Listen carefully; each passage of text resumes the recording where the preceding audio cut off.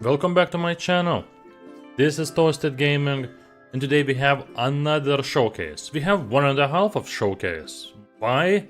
Well, the showcase that I'm here for will only start an hour later, but this one's happening called Best Indie Game Summer Showcase. It's Clemmy's guy who made this channel. It's called Indie Free or something. I watched it last year. I think I watched the whole show, all 2 hours. Why am I not watching the whole show this year? Well, because it's starting almost at the same time as other show that I care about.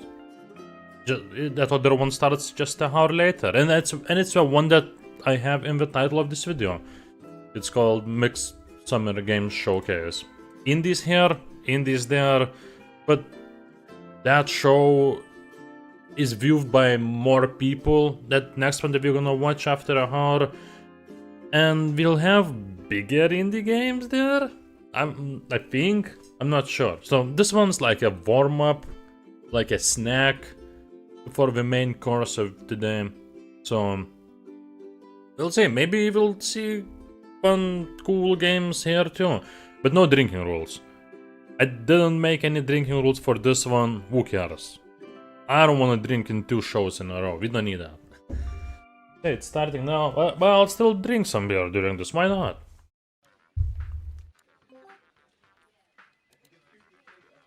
I have to do one thing fast. Is this that? This is not the... What's that game? Windows 98 something? The one where you fight your own PC? It was released just recently. It's not it, I know.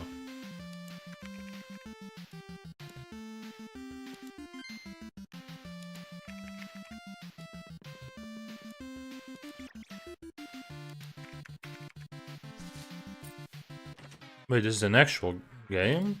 Is it? It's just an ad.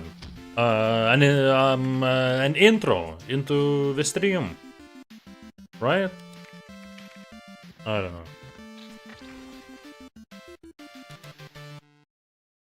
Oh yeah, it's called Let's Build a Dungeon. Game Dev Simulator. Oh! Oh, it is a real game. A good intro?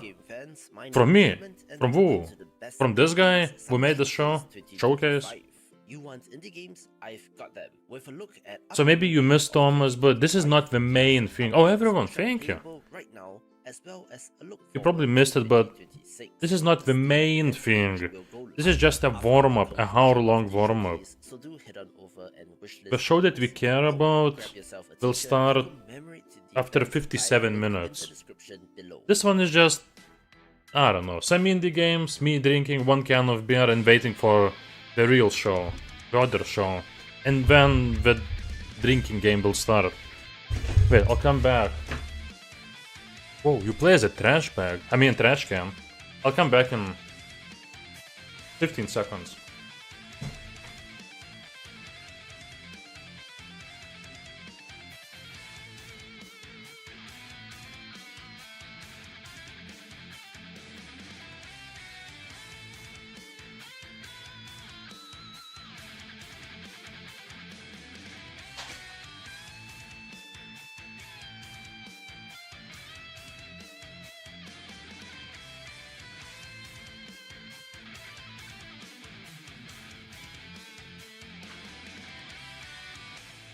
And I'm back.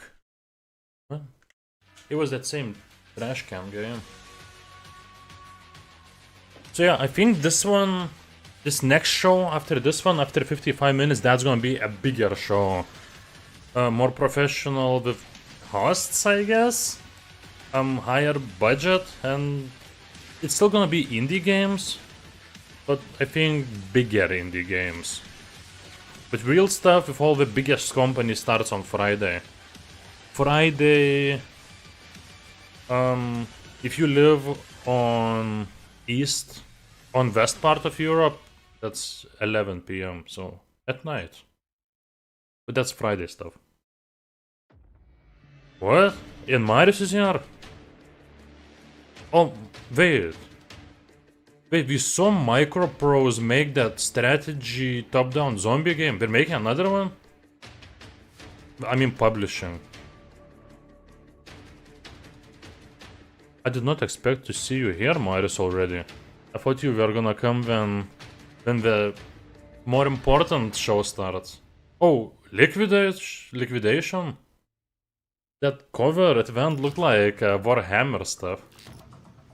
Oh, I've seen this game 2 times already.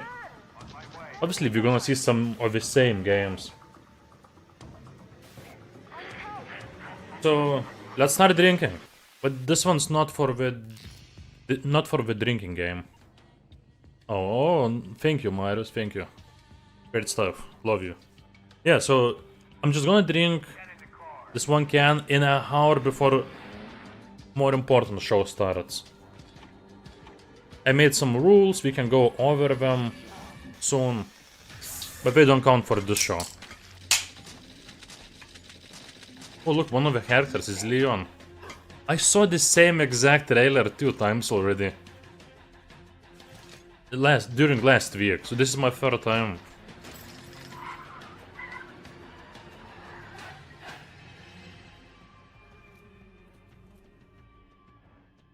Okay. Okay, let's do this rule. Why not? It should be universal. I'll never write this rule down, but it always counts.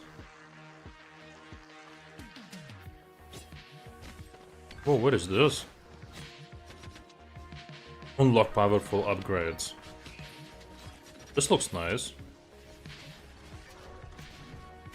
Okay, I'll look over rules later. First, I wanna see what this is.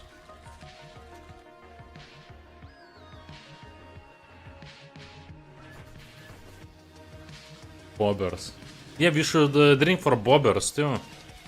I don't expect any bobbers, but who knows? They already showed a couple nice side scrolls, including this. Yeah, I like how it's starting. I don't think the show will have anything else but game after game after game, and that's it. Next one's gonna have a little bit talking, but I don't expect much either. Like, those showcases, doesn't matter indie or AAA, they don't do those long host talking parts. Developers sometimes appear, but they only talk for a minute maybe, and that's it. They changed, because I remember I used to watch E3 since, I don't know, 2010, 2012? I'm guessing 2012. Like, Ubisoft always had weird stuff. They would bring dancers and musicians and celebrities, and like 1/3 of the show you would try not to fall asleep or try not to cringe. Ubisoft stopped doing their shows.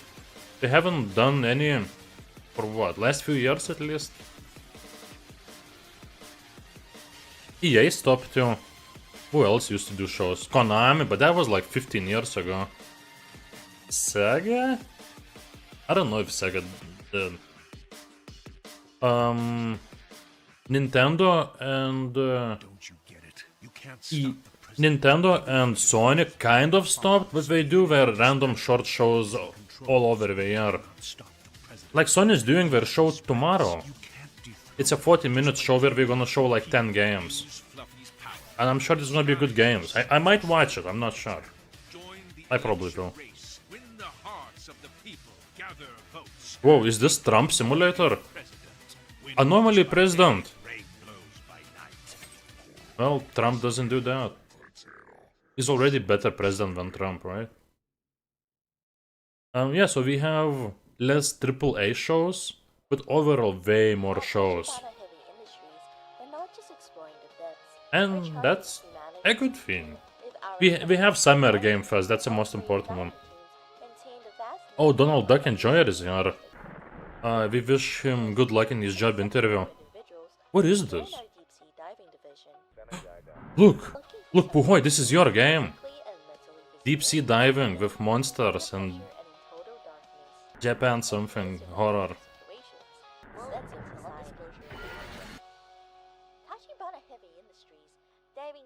That's the name? Thomas loves games where you dive deeper than anyone has before. Look pretty interesting. A potato with sunglasses is better than Trump. Yeah.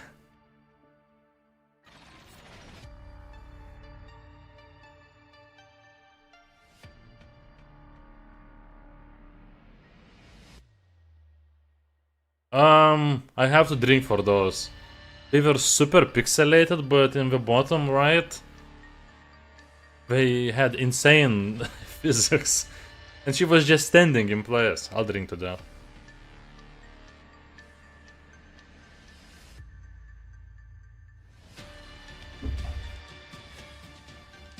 If I didn't have glasses on, I wouldn't have seen them, probably.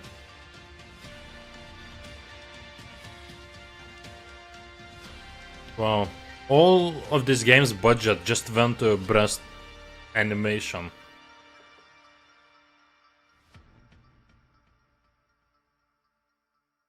Soy sauce? Damn. You need to put that on your food.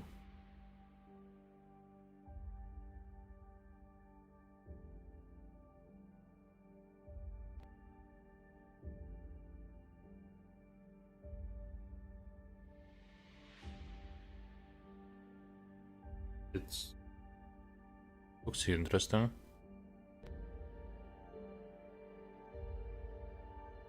Feels a bit like Inside. Or Flashback, what's the name? Or Another World. Those are old games. Whoa, look at that death. I used to play games like this. I don't know, those were different days.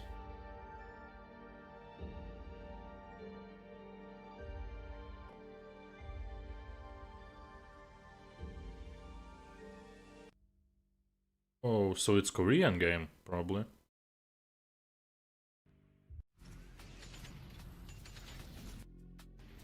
Mechanoids, we're back. Look, this is mech water for new people.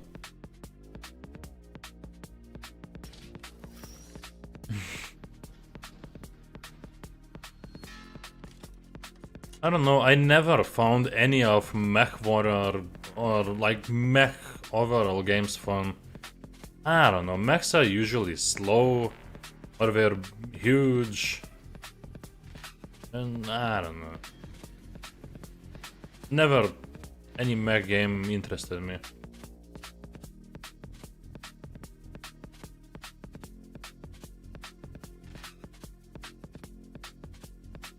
Oh, nice customization.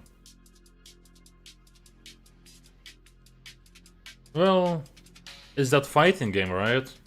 The fighting game, it's a bit different. When it's like an action mech game, I don't know. Or like strategy mech game, like this one, especially no. Oh, I never played that one. Maybe that would change my opinion if I played Armored Core 6. Yeah, I mean, it's from software. Also, everyone says how good it is, so maybe that's the one that could change my mind. That's my only hope to change my mind about mech waters. I mean mechs.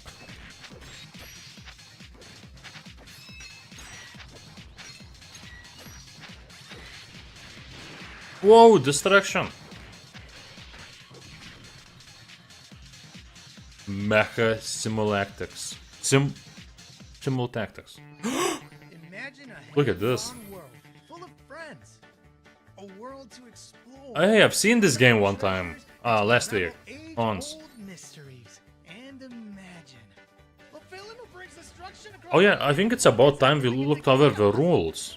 Like I said, it's not for this show, but I need to start remembering the rules when we watch next show after 45 minutes. It's amazing, fast-paced, good controls, tons of build variety. It's fast-paced, that interests me. Because usually mech games, even if they're action games, they're slow. And you're saying Armored Core is fast-paced, so that does sound interesting to me. Okay, the rules. Where are the goddamn rules?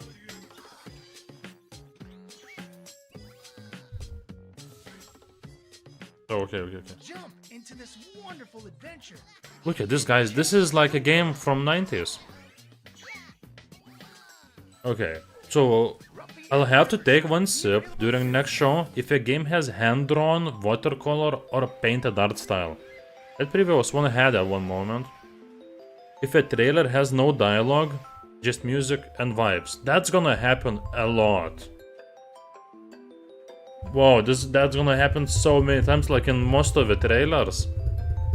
It's just one sip, so we'll be fine. Someone uses the phrase unique gameplay. I'm guessing it's gonna happen at least once. You see a weird animal protagonist. I had this rule before in one of the shows, and I drank, I don't know, maybe 5 times because of it. It's one rule, it's one sip. It's fine, it's gonna happen. Maybe a lot. A dev says it's a game about self-discovery, memories, or grief. It could happen once, but it might not. This one's not that possible, I'd say. Okay, now we're gonna show games that are playable now. Stardew Valley? 2? So I'll have to take 2 sips. If a game blends 2 genres, that should not go together. Like puzzle, horror, rhythm game. Now this feels like Zelda. Also, 2 sips if character talks to objects like a rock, a mirror, or a toaster. The most important one. There's a game where you play as an object. A shadow, a cloud, a slice of bread. It's gonna happen at least once. And then rules that I'm always scared of. Didn't include any toilets this time. I'll have to finish my drink if a trailer includes a live action segment for absolutely no reason. I feel like it's gonna happen once. So hopefully my can is near empty during that. A game uses fake operating systems or in-game computers. Like, story needs to happen through computers. Or, you know, show fake operating systems somewhere. I need to finish my drink during that. It might not happen. So, we'll see. I might not get too drunk during this. Didn't put in any crazy rules. Okay, now back to games. What the hell is this?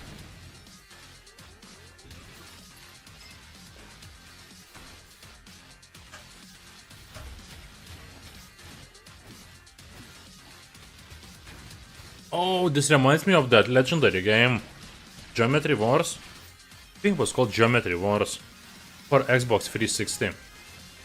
Amazing game. No, toilet.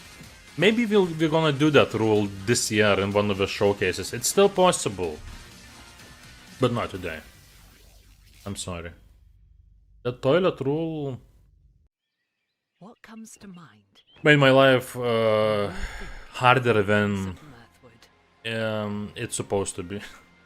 But it was fun. You know, good reason to drink. Of course. And now, cooperation. The journey is certainly better together. Two-player co-op? Worry not, as you still progress your own life story. You can play as a cock or plague doctor. Epic encounters. To quaint heart-to-hearts. Is this local co-op? Life's greatest adventure is still yet What? to come. That's not a co-op update coming soon. What do you mean? Why did those 2 players have a baby? What does it mean? Rise again insect, what? Oh, look at this. I want as many FPS games as possible. I need them.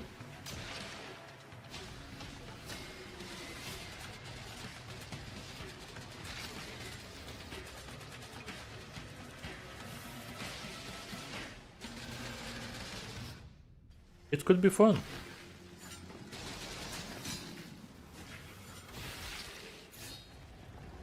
Whoa, and you can parkour in this? Killbug, okay.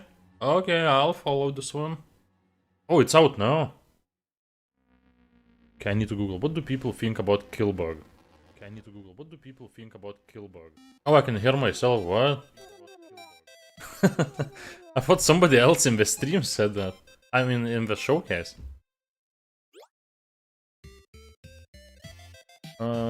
Killbug, is it good? It looked like it had potential.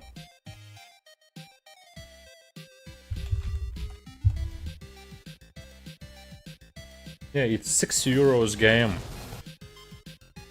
Oh, it's 97% positive with 300 reviews. Wow. Everybody loves Killbug. It's a game from 2023. I never heard of it. Oh, people are saying it's like Devil Dagger. Devil Daggers was great. Interesting.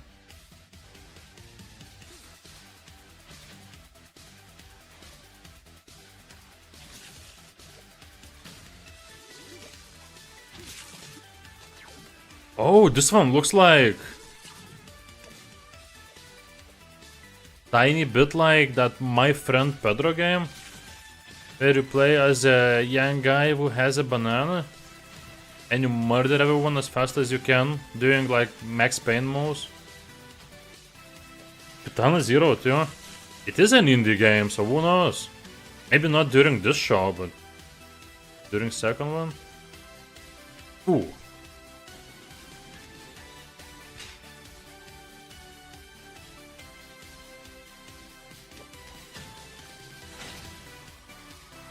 Oh, Anomaly Agent?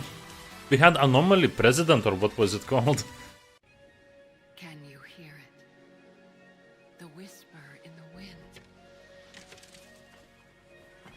Oh, this is Puhoi type of game. Where you see, when you see a game where you mine stone and you What will you make of chop trees and you build stuff, that's Puhoi's game. those before you, or will you chart a better path? What? With It's the first person. stories of your ancestors lies a path and a warning. You are not the first to seek answers. I like how he how he was building something with those weird moves. Can you hear it? The wind remembers.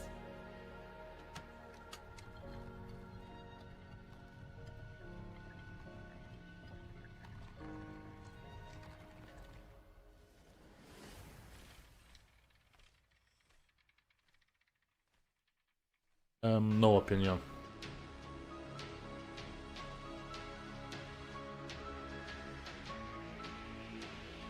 This is a type of game that I would never play.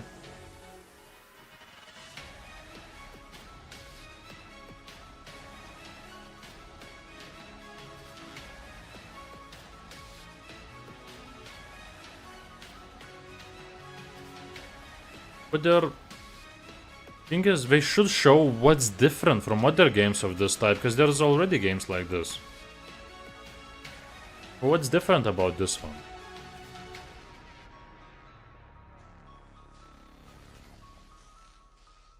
And if they show big tits, it's my type of game.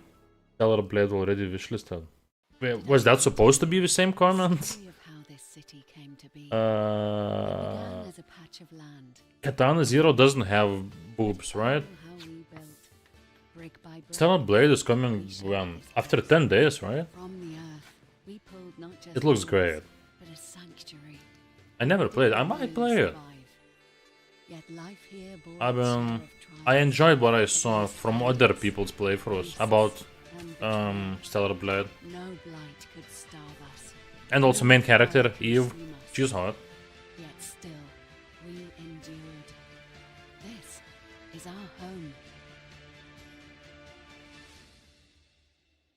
Going medieval. In the frozen north, your castle begins to rise. The horn's sound echoes through the mountains. From the Look, shadows, orcs. endless hordes are coming, ready to bring chaos to your home. Ned Stark, we understand. The crows are nesting. And magic will defend against those who attack. Nordhold.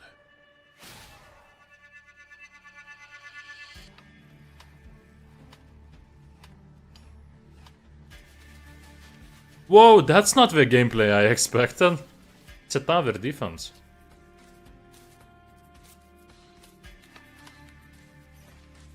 Looks like own game.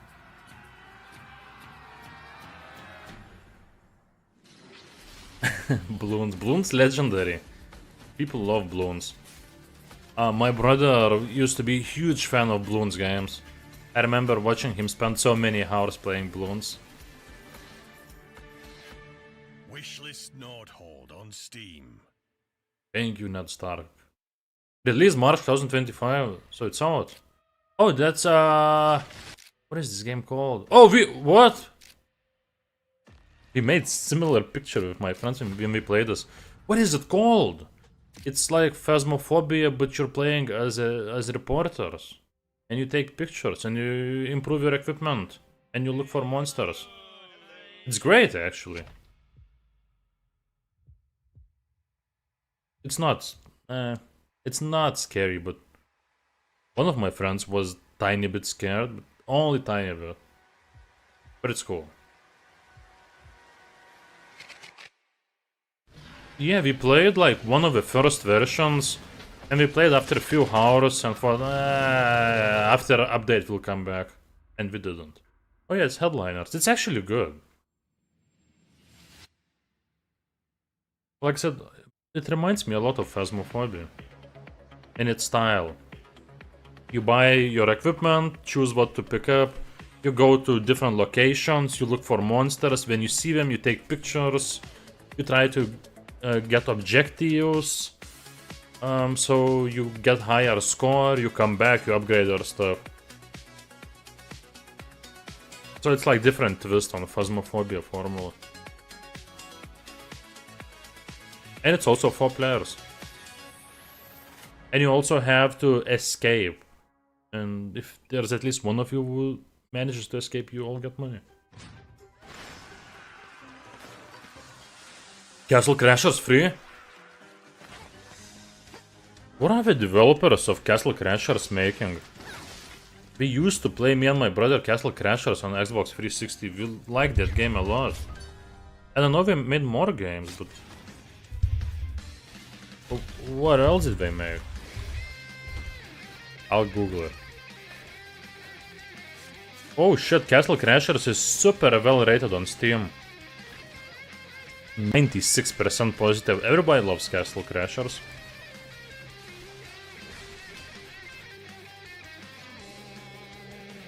So the Behemoth, the company that made Castle Crashers, they're still alive. They have 20 people working. Oh, and their last game was called Behemoth. It's from last year. I never heard of it.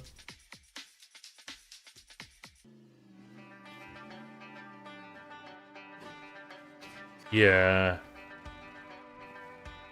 It is definitely one of the best couch co-op games I ever played.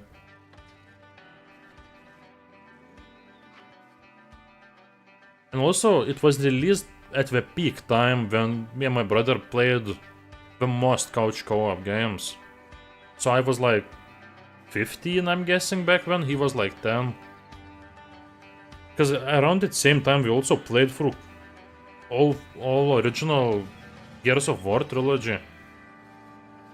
And something more. We played a lot of games back then. So I thought this was Fermin game. It's not.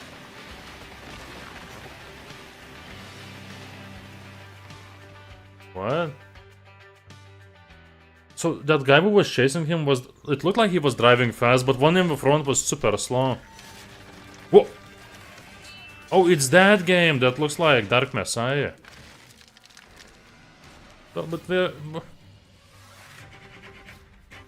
But they still haven't shown gameplay. So I like idea, but... who knows, it could be just a fake game.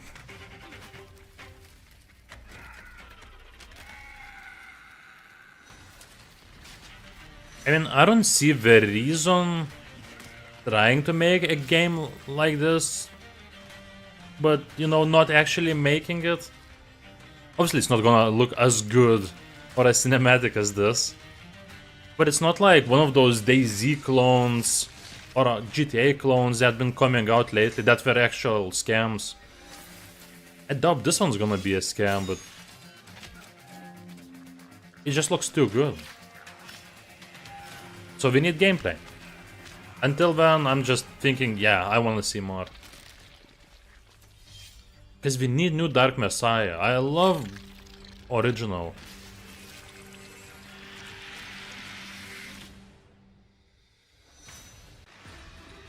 Yeah, so Alcahest, awesome. If it turns out to be like what they show in the cinematic trailers.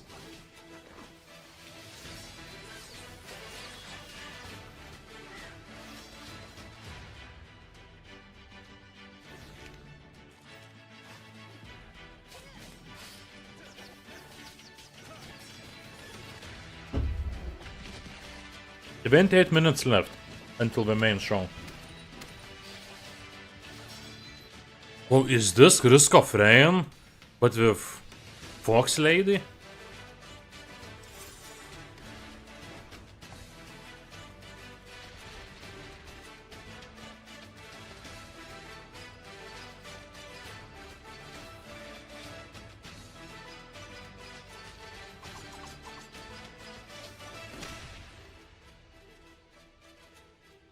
Z? That is such a weird name. Oh, what is that?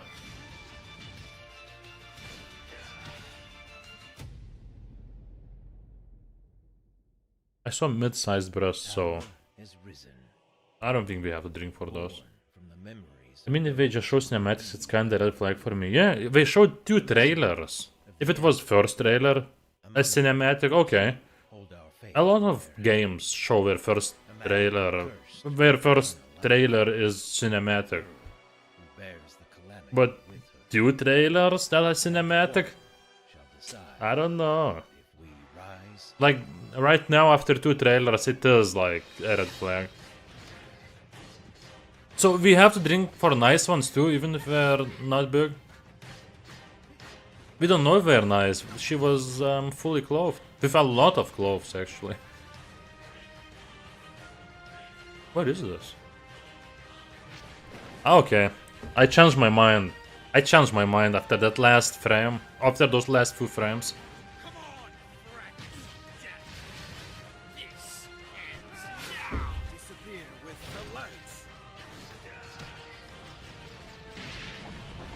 Yeah, when we showed second time, I changed my mind. It's a remake of anime? I never heard of it.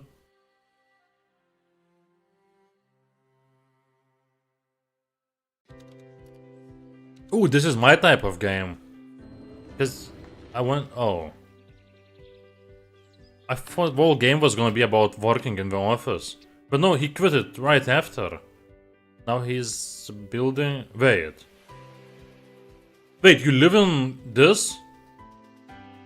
No. Damn it, I thought you were gonna live in your car. Wait, you do? Well, that's an interesting idea, yeah? Okay, I like when it looks like, you know, idea that I've seen many times in games. But there's this... But there's something new that I haven't seen before. And it's co-op. Are you ready for our adventure? I kinda like that, you know, it's like every other survival game, but... No, you live in your car.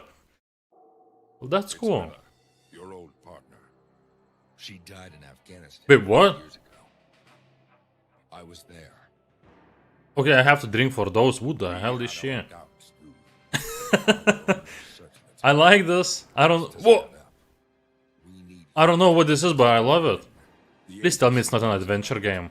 I have a family now. Is it Soldier of Fortune? The message reads, it's addressed to you. Is it inspired by Soldier of Fortune? You know Miller better than anyone. No, it's inspired by GoldenEye. I don't know. What is this? Oh! I love it! I love it!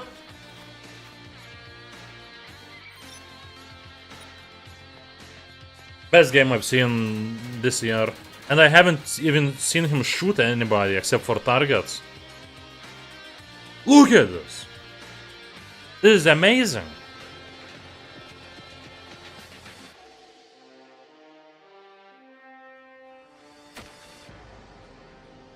Is this like Metal Gear Solid mixed with GoldenEye? Deep State. You are not the hero. I want Deep State. When is Deep State? Deep State is coming only in 2026. I need it. That looked so perfect to me. Dressed in steel. Working in the office, getting a depression, ignore your feelings, take it out on your wife and friends. Love that style game. Yeah, because that reminds of real life.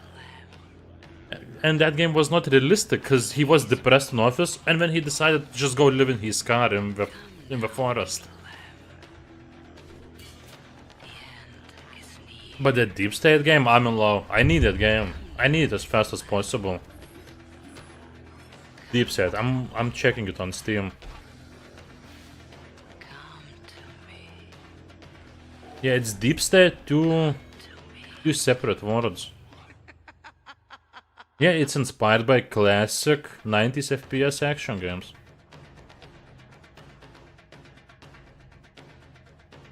Okay. I wishlisted Deep State. Because that looks so awesome. Yeah, we call these types of people weird because they're happy. Yeah, people are not supposed to be happy in 2025. What is this? 2005? In 2005, like 5 out of 50 people were happy. Nowadays, you're not supposed to be happy. Unless you're weird. I shall be as blood. This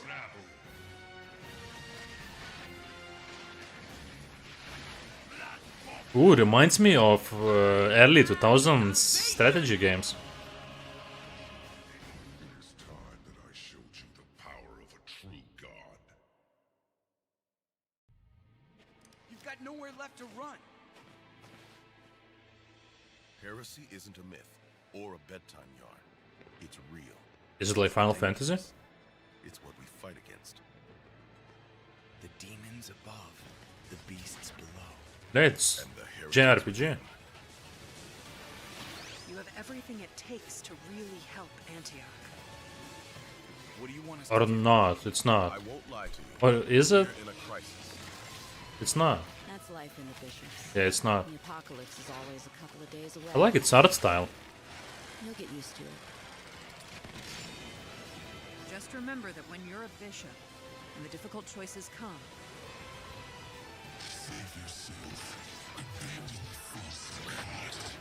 But I still don't fully understand how combat works. Gods cannot violate.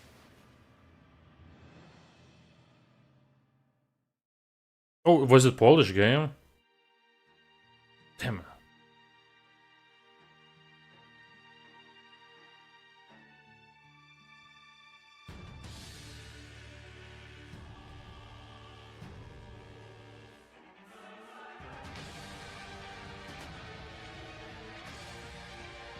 Gameplay footage not final.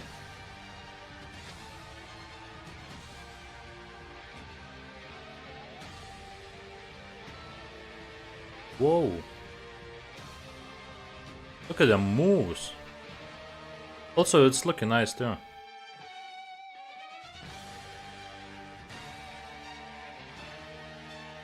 A lot of cool indie games here. Cool looking at least. From the trailers.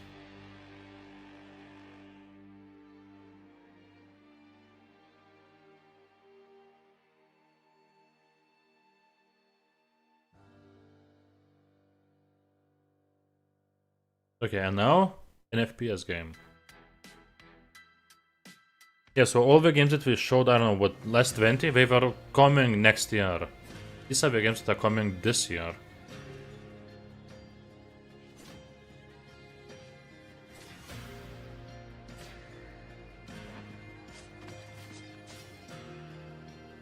It's like that new Prince of Persia game.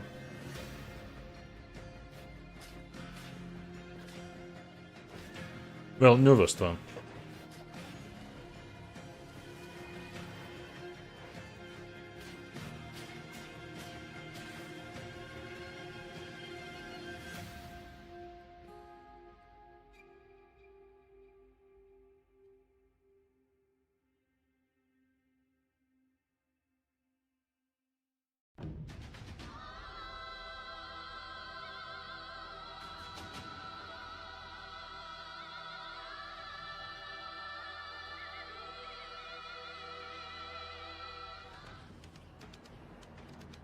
Oh look, it's new Ghost of Tsushima.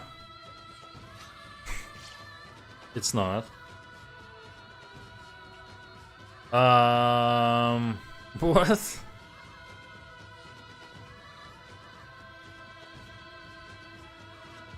What was that? What? He just touched her breasts. Why? Like, but those looked very small. I'll drink it since you said, but that was so weird. He looked at her face and then looked at her tits and then he touched them. That's a feature in the game. Across the lands of the east, from ancient peaks shrouded by mists, to quiet oases whispering timeless secrets. Yeah, but I wouldn't. Would I make a game like that Encounter new birds with a feature like that? its own song and story, inviting you to see the world from No, a new perspective. I don't know. Discover I guess it Duel, depends on the a game game I of made. balance and harmony, where two players move in rhythm, creating a perfect dance of strategy. Then let's make that game together. Did Grabber 2000? World and let your journey begin.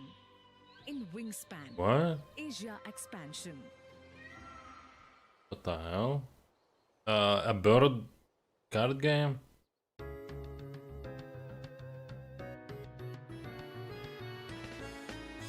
Oh, the next show is coming soon. 17 minutes left.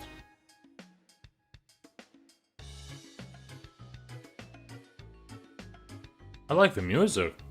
Also, it looks like those old Pokemon games.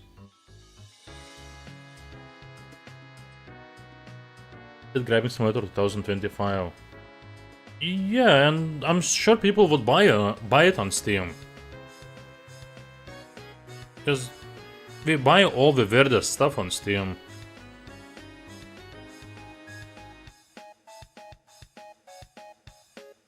So you just look for stuff.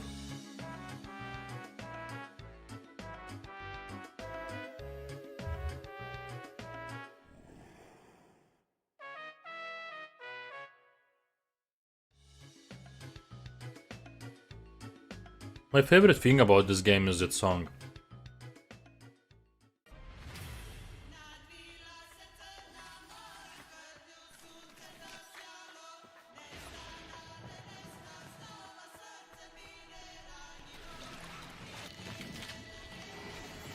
Okay, I might have to drink for those.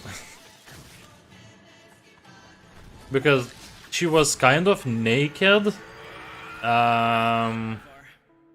Except she was like made of ice.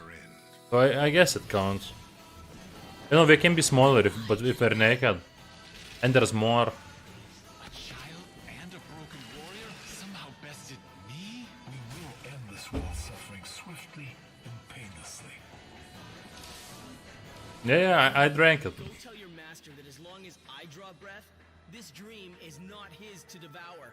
No matter how many pathetic creatures he His voice doesn't fit his looks. Face your punishment. Show yourself, you cowardly lantern.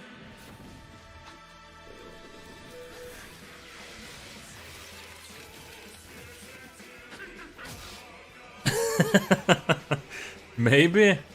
I wasn't paying attention. But he said something like that. Wow. Is that the same woman? He makes decisions I'll drink for those two. But was it the same woman? times he needs a helping hand. For 2 or 3, this is our plan to build him strong, extend lifespan. He is our host. We live inside. A Whoa. virus spreading, helping. Look, it's like Winnie the Pooh, but you're playing as a parasite inside of him. Strategize with your direction. Collect cells to grow mutations. It's like when Goku was inside, Goku and Vegeta was inside of Boo. A virus does what it does best. Survival is our prime objective. Send the brain a new directive. This is weird. Reveals a board of actions. Place your Look, now he is like playing Tetris in his brain. We feel the pain of others' shame. Sometimes we Yeah, it's somebody should that's inside of me. Winnie's hole. Oh, I don't want to think about Winnie's hole, especially with a picture like that. Like, look at the O. What the hell's wrong with you, developers? Maybe I need to do a showcase of my own next year, you know, during summer, where we show all the games that emphasizes breasts. Who knows? Maybe that's what I'm made for. Wait, is this 4-player deathmatch? No, it's co-op.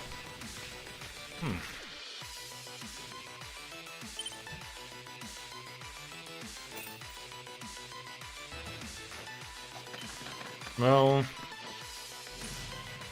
I'd play this game with friends. Yeah, I definitely would.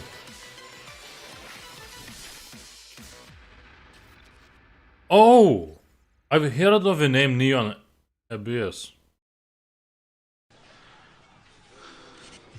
I did not remember how it looked. I will be a marketing manager. Nice. Okay, we'll find partners. We'll get a sponsor, and we're gonna make it. It's gonna be like 1 hour or 90 minutes of just games that have breasts as one of the main features. What is this?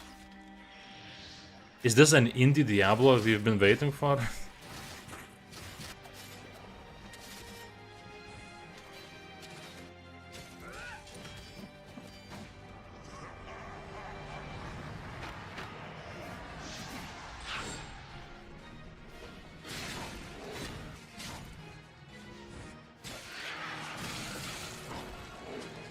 Now it definitely looked like Diablo.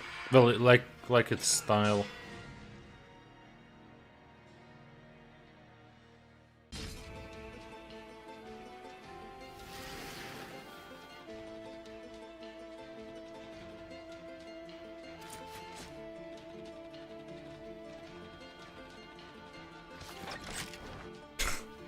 They flew into the house.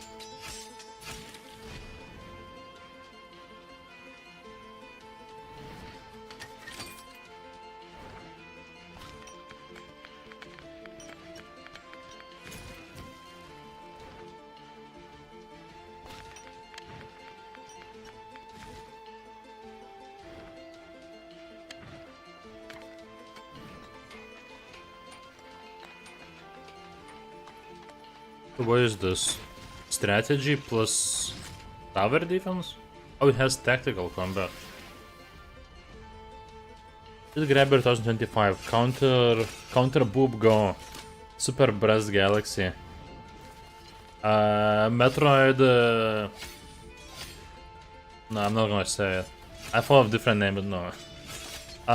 Twin Tits. Like Twin Peaks. And Call of... we're gonna have like special section for bots. Call of Booty.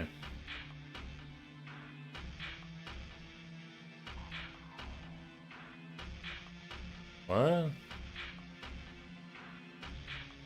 It's a baseball with cats? What?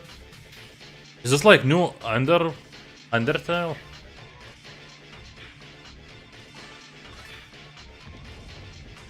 Guys, look, it's new Undertale. What a weird name. How are people gonna find your game if it's called Off? That's not a good name.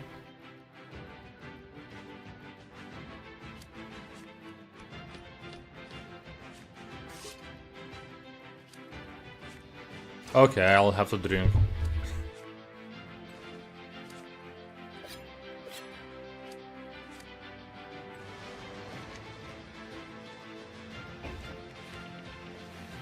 Pirates, am I right? Pirate woman loves to show cleavage.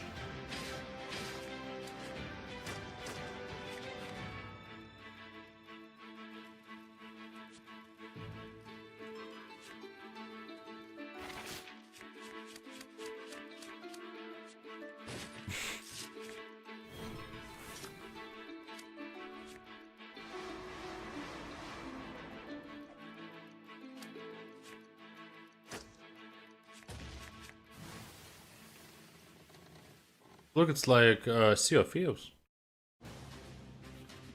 Welcome to Trinity Archetype, a roguelite turn-based party RPG where you fight deadly enemies trying to take over your broken world. Once per turn, you choose a character to... I don't know, but while looking at this game, I thought of Swords and Sandals. They need to make big budget Swords and Sandals. Use them as they come or save them up to go all out. 3D Realms? Get to it. All sorts of encounters, from Goblino to cute bunnies. Oh yeah, it does. It does look a lot like Newsgrounds. Level up your characters and select which skills to unlock. Customize each skill with runes. Maybe in a world... I mean, if they made this game 10 years ago, maybe it would be on Newsgrounds. Maybe 15 years ago. Trinity Archetype. Try the demo on Steam. Okay, only after a few minutes we're gonna turn to the other show, to Mixed Summer Game Showcase. Is it starting in 7 minutes? So I think after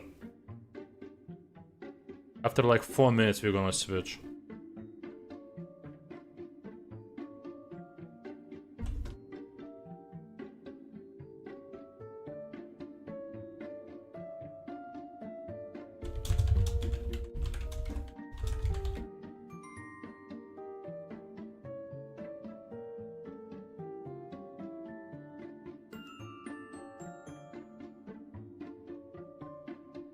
What? Mixed Summer Game Showcase doesn't even have its official YouTube channel. What? The most popular... Oh, no, they have. It's called Media Indie Exchange. Yeah, it's still 6 minutes. Tits and Sandals, nice. Where's Thomas? He should be the director of a game called Tits and Sandals.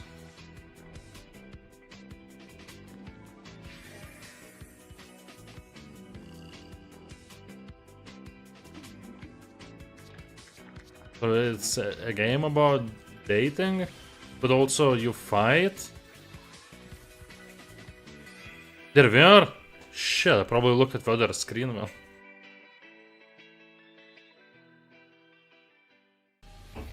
The march, it is alluring. But beware its peace. Beware its mysteries. What the hell is that at the bottom? Beware its gifts. Inevitably, this heart of yours will change forever. For this world's true nature always has been veracity. I don't understand what this is. Bro, one rule for this game show, and it's more than enough. Any devs are horny. Well, we'll see how it goes with Mixed Game Showcase. Dear customer, you are more likely to succeed this time. Also, why they don't have breasts in this game? Right? Like, that should be in their contract. I don't know what this is. I'm not interested. I don't know, something clicked in my brain, I don't know, 5 years ago? Between 5 or 7 years ago? And I realized that I don't want to play those slow turn-based games anymore. Well, indie ones. Mostly. I don't know.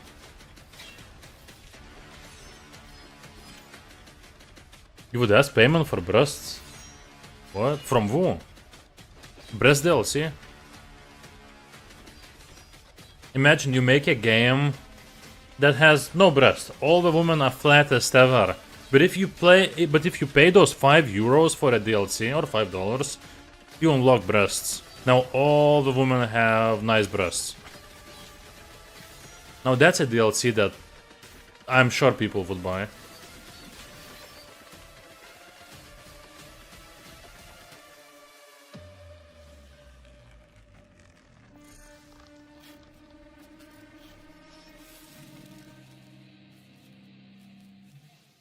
Okay, wait, how much time left? 3 minutes. Let's watch this one for 2 more minutes. Discovering a world filled with adventure and friendship. Of course, ranch hands need to earn their keep. Imagine making one of those horny games on Steam and designing some nice tits on Game of Thrones like women. It's a best payment. There is a game. Game of Bones? No. I don't know. Puhoy, he's not here right now, but he played a game that was exactly like Game of Thrones. It was a sex game. And I think he's so sexy and after playing like 10 minutes. And it looked good, like graphics were good. I don't remember the name. Sheriff said there's bandits lurking on the edge of town, looking to take what's yours. Nice haircut. Might just need to keep them in check. Whoa, he killed that guy. Cattle, exploring the wild, taking on bandits, or just making your mark on them. Imagine with one arm you're masturbating and with other arm you're making that horny game. That would be an experience. And every developer, every person who works on models for the game and animations is doing that. Or she. Let's not discriminate. Ooh, what is this? You're playing as goblins woo. Collect gold, makes sense. Eat food. Avoid traps. Whoa, is this like Phasmophobia but as goblins?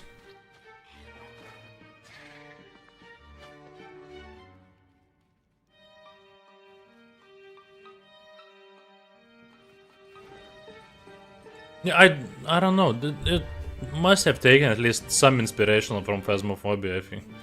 Maybe not. Yeah, it looks simple but interesting. 4-player co-op, where you play as goblins, look for loot, but you might also get killed. Bit of goblin. And it's out, because they showed goblin mode up there.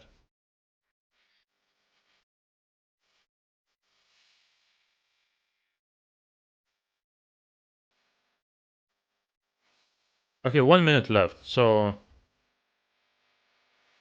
Enough of this show. This is what we came here for. 6 people watching, people want this. Let's go with it.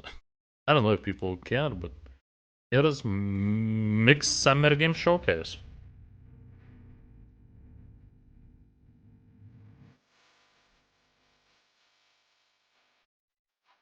Yeah, 30 seconds left. So, I'm not gonna repeat the rules again. I said them once. I probably shouldn't have said them so early. Thing is, you can check the rules in the description below. And I'll have them on so I can see them at all the times. Hopefully I'm not gonna miss any. But also I need to finish this scam. So we can start with fresh one.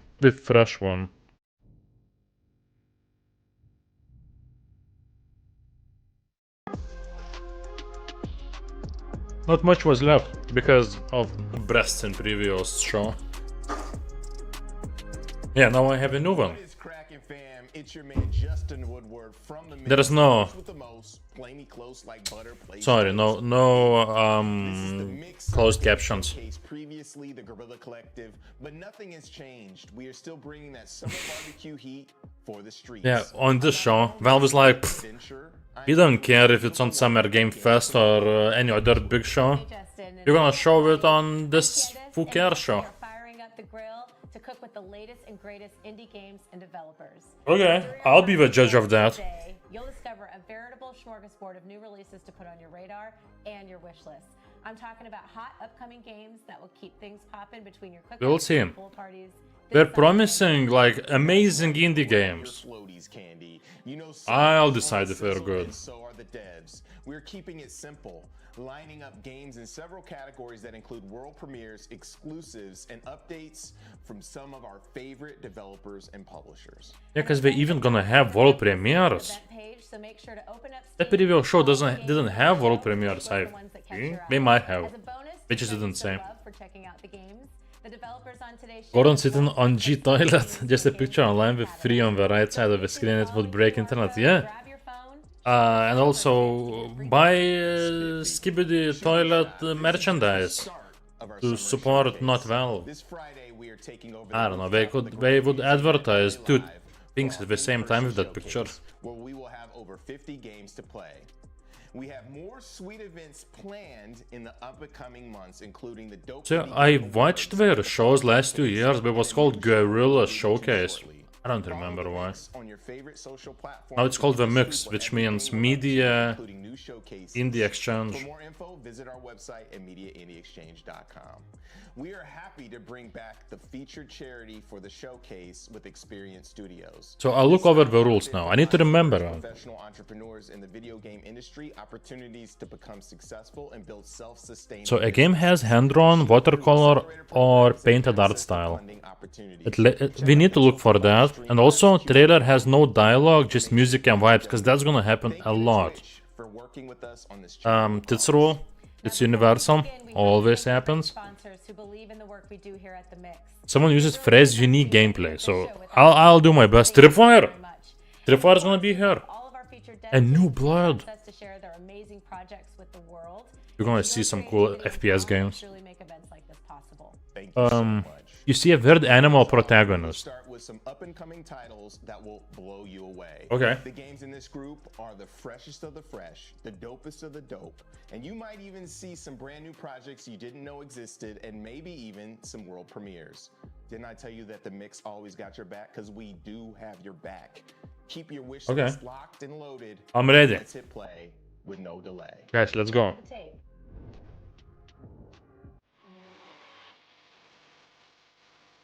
So, a world premiere. Got it.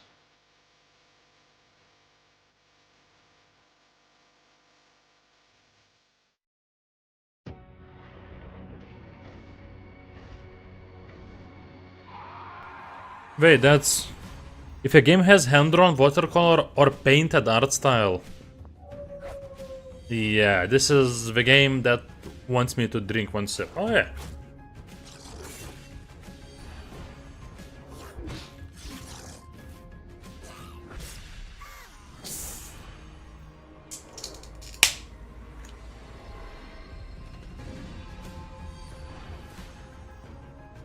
Let's drink to the mixed summer game showcase.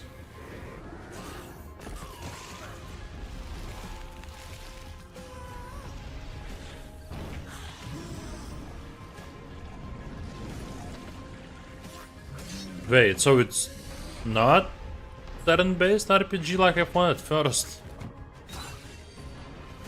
It's turn-based something.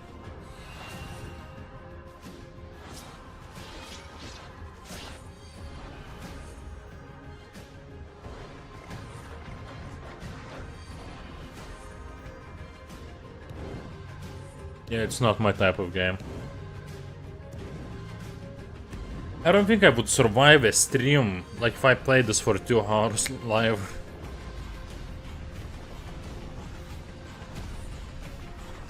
Did grabber turn based? How would that work? Like, you would have to chat up a girl so she looks away, but she also has defense points and you need to use your attack points.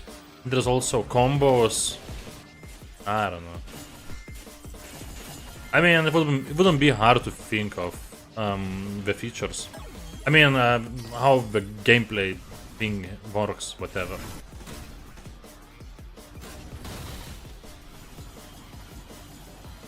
Whoa!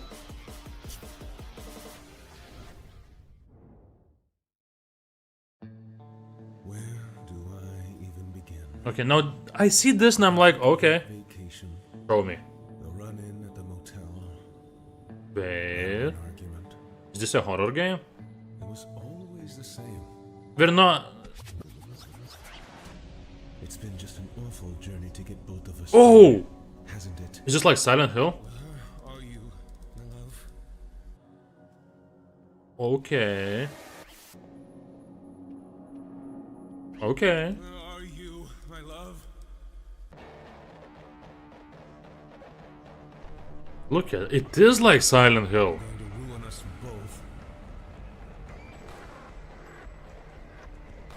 Yep. It's definitely like Silent Hill 1.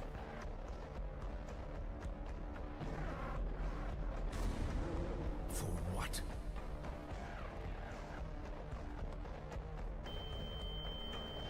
This is pretty cool. Yeah, even melee combat reminds me of original Silent Hill.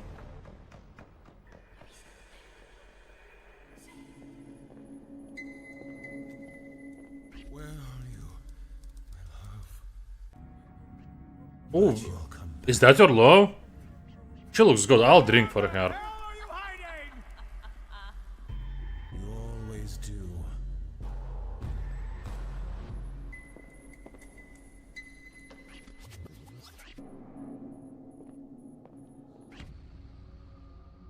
Recrowned. Well, that's a weird name.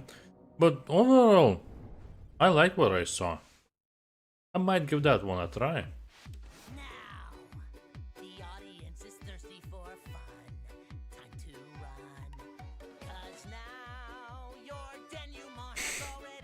Wait, is he a protagonist?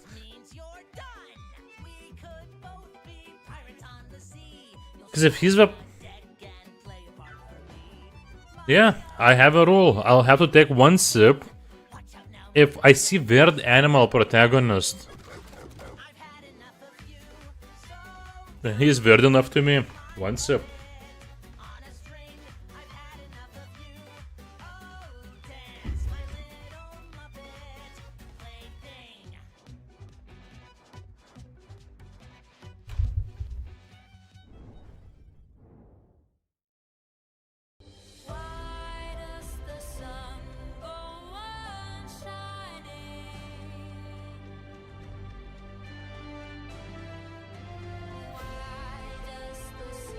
Also, I need to remember one rule that now that I looked over it. A game... Wait, I forgot. Oh yeah, a trailer has no dialogue, just music and vibes. This looks exactly like that.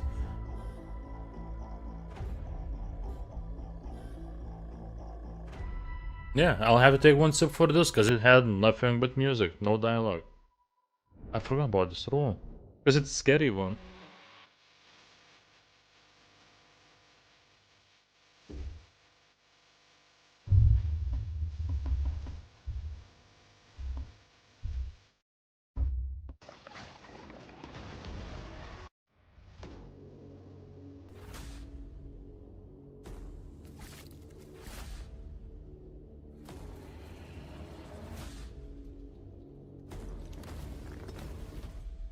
On wheels? You can drive your tower? Finally.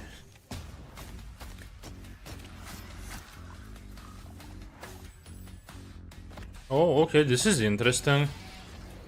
I love it when they show ideas I've seen so many times in my life, but they have something new added. Like in this one, it's tower defense, but you build that tower, and it travels. And you also have time to explore and upgrade it. You know, collect loot, find stuff, and then make it better before the next wave starts and then you travel again. At least I personally never seen anything like this.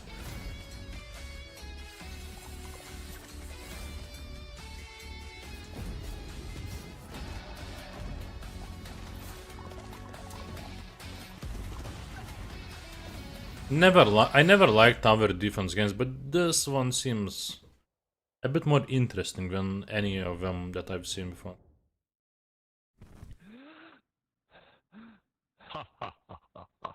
Oh yeah, and one step for that previous one, because no dialogue.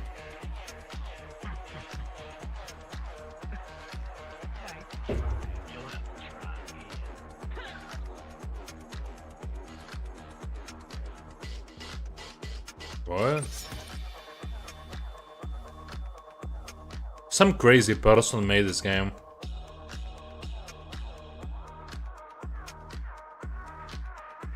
But I like the music.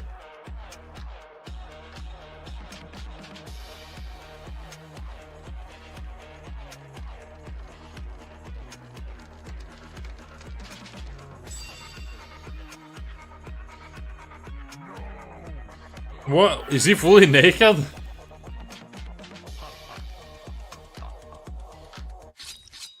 So what? It's an adventure game, but you also play dice with the devil?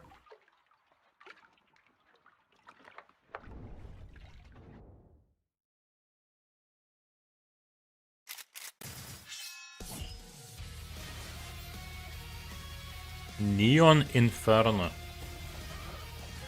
Oh yeah, I saw those animations.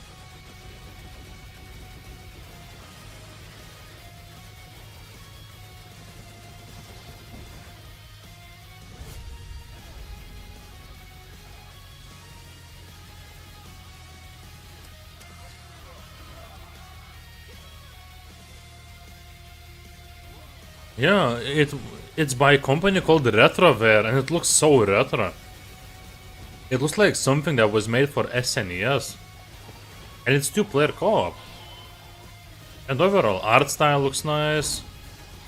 And actually reminds me a bit of Metal Slug, I'd say. Which is always a good thing.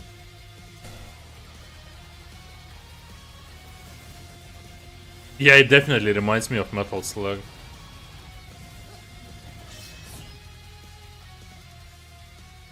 Cool. Neon Inferno.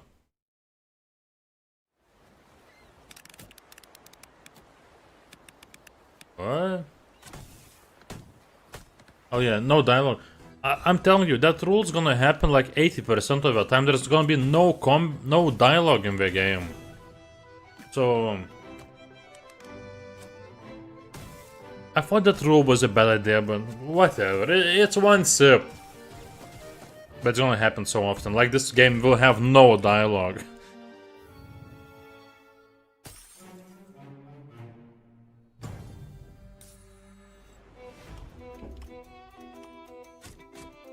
What the hell is happening here?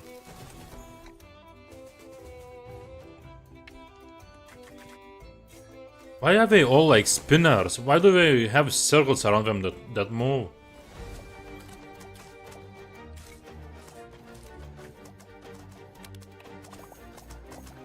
Look at how they move. Why do they get knocked off the wall? I don't know.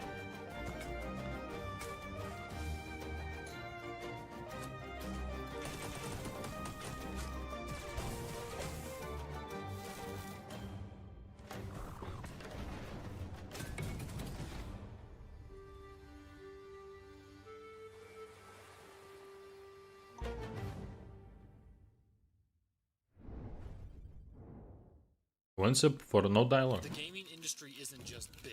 It's a colossal $240 billion universe where millions log in, play, and interact daily. And we are going to revolutionize that universe forever with Raijin. Raijin is rewarding gamers for doing what they love most, playing video games. The most popular, most adopted, and most fun games. Raijin will integrate with every Steam account, opening the door to over 100 million gamers to join the Raijin ecosystem. And the best part is, Raijin will let you convert your Steam achievements into real-world rewards. Real-world rewards?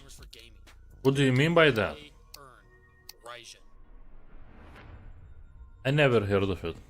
It doesn't sound like I want to hear more of it. Wow, Never End had me speechless. I didn't know I needed a game that combines minifigs with shuffleboard, but here we are.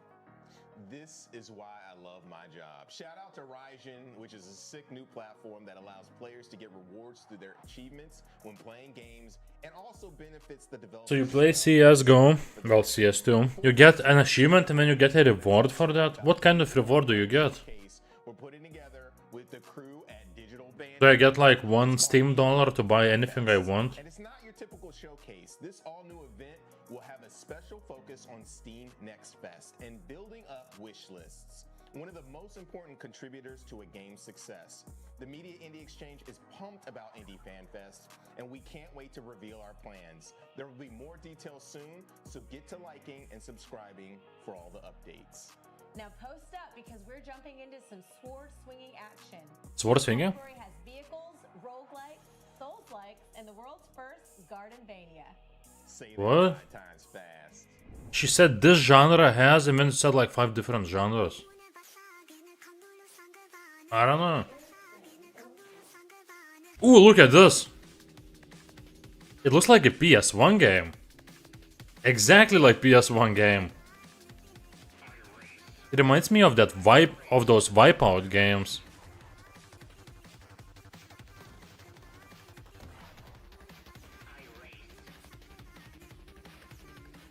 Like, well, it looks like it could be fun, but I need a gameplay trailer that doesn't have any cuts. Because this looks interesting, but also I don't fully understand how it works. Because there were racing parts, jumping parts, there were combat parts. So, I don't know, but that one's interesting, definitely.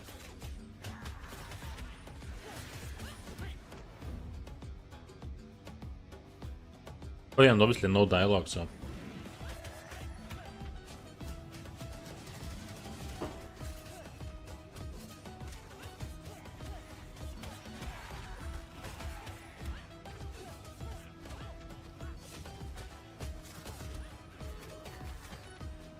Seven hits combo, did you see that? For scraps and waste. We felt so poor and useless.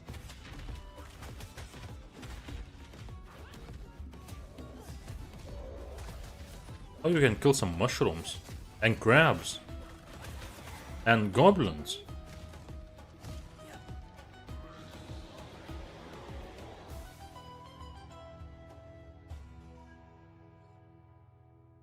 I don't know, no opinion.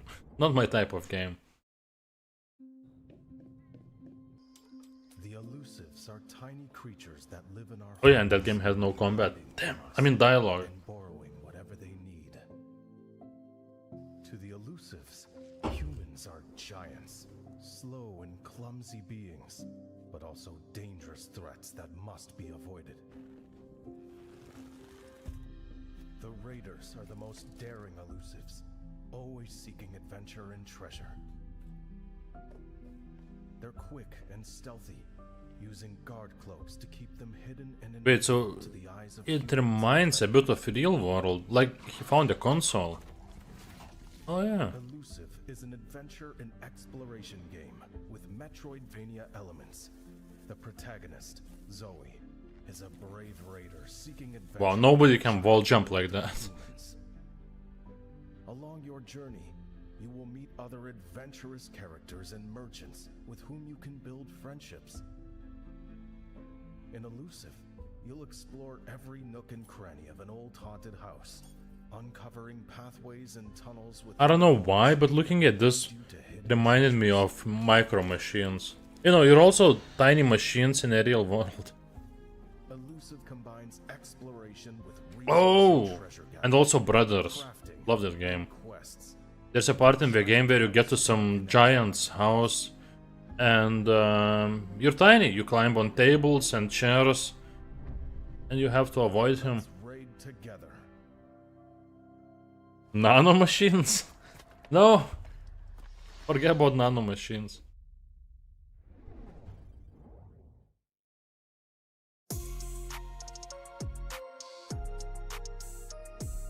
Exclusio? That's not world premiere, what does it mean? Like Raijin.gg again, no?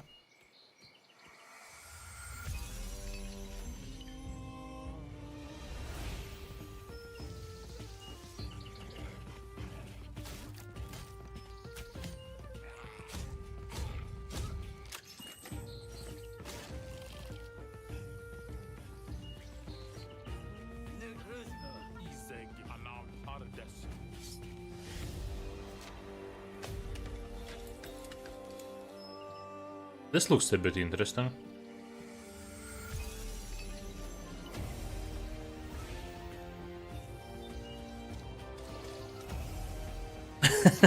Why?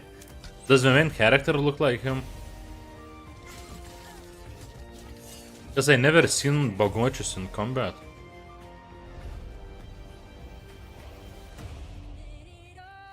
Or is he like Viking? He does look like Viking.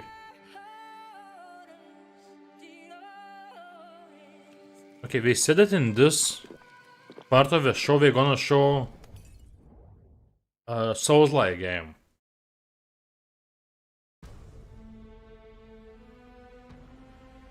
Okay. Look at this. Look at his badass sword. He's gonna murder everybody now.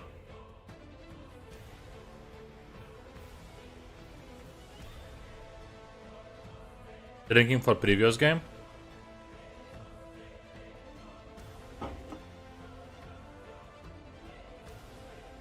This looks interesting. Yeah. Even I know when game of this type looks good. And I agree. Oh, and I like those animations.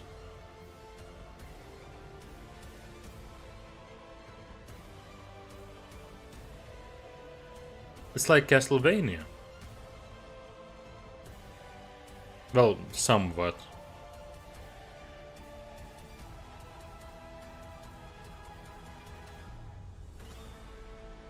Dragon is dead. That was one of the more interesting games, definitely. Did it have that? Art style was definitely nice. About other things, I can't say anything from the trailer. I mean, at least I liked the art style. Whoa.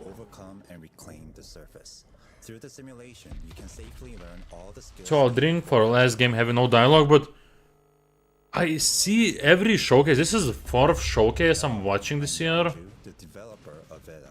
think 4th. There's always games that have underwater sections. Okay, that was just a small part of the game. It's not about underwater.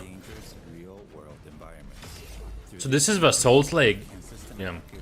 This is the Souls-like game that the hosts mentioned before.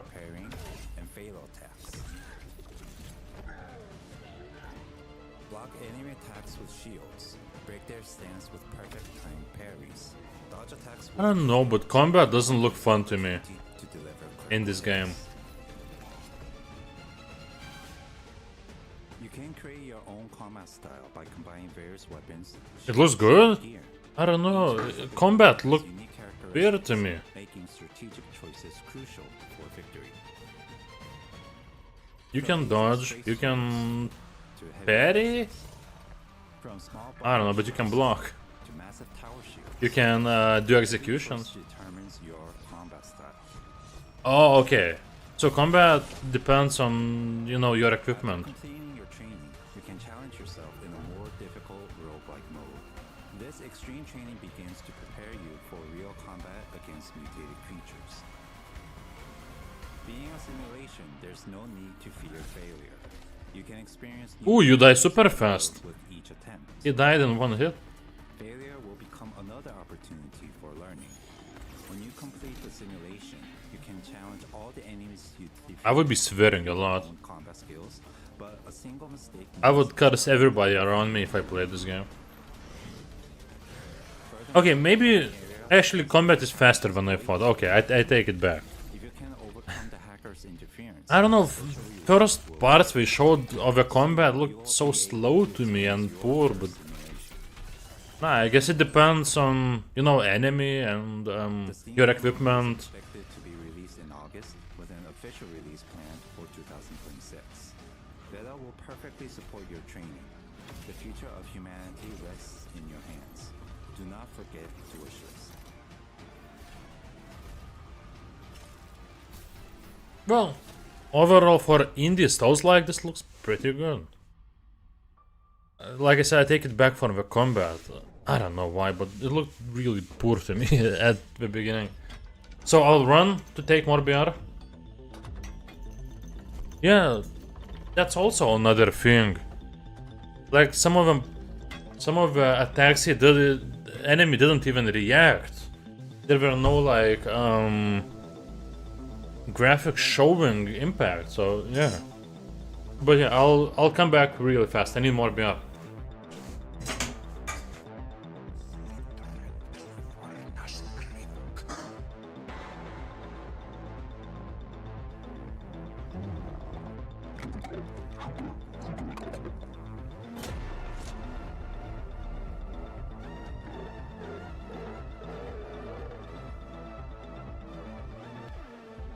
Hi, I'm Zach, one half of the Beauty Cult, and we're making Nectarmancer, a highly acrobatic Gardenvania where you work for the Throne. The Throne is a mysterious entity that's dominated the world for centuries, exploiting the land and people for one thing: nectar.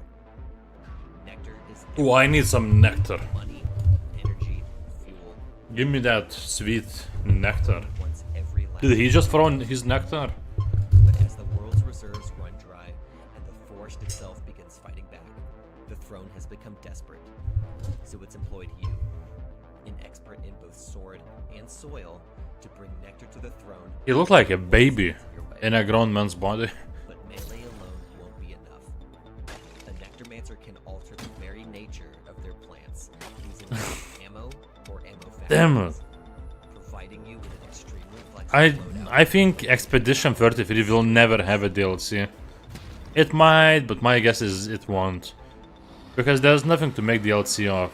You have to play through the whole game to understand why it's impossible to have DLC. Well, it's possible, but it wouldn't make sense. But Luna DLC? Lunatids DLC? Okay, that actually makes sense. That could happen. But story, no. Also, developers of Expedition 33 were already making new game. I wonder what's gonna be next.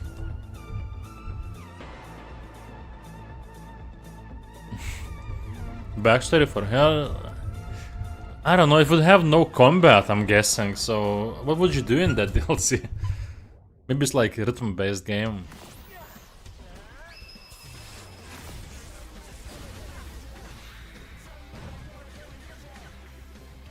What the hell? Look, it's a co-op game. You play as a... What kind of animal is that even? Is that a dog? One's a chicken? Maybe they're not animals, I don't know.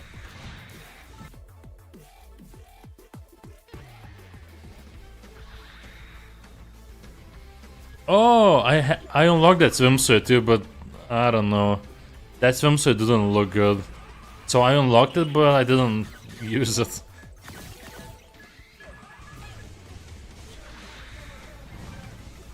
I had some other costume for her that looked way better. I don't remember what. But definitely not original. I mean, she looked good in original costume, but I unlocked something somewhere that she looked great on.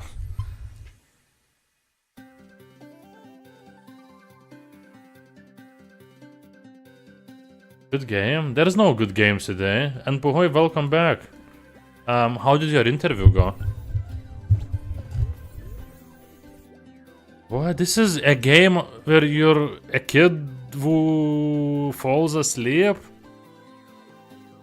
Oh, nice. Good job.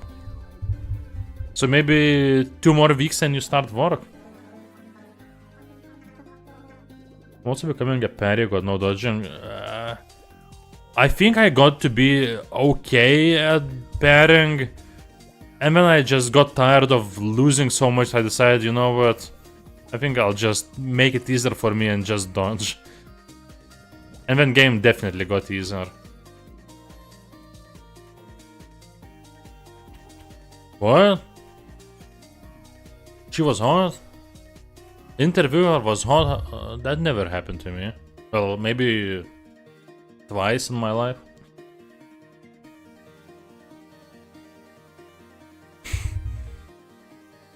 So since Puho is back, maybe we can get something fun next. It's made by Diesoft.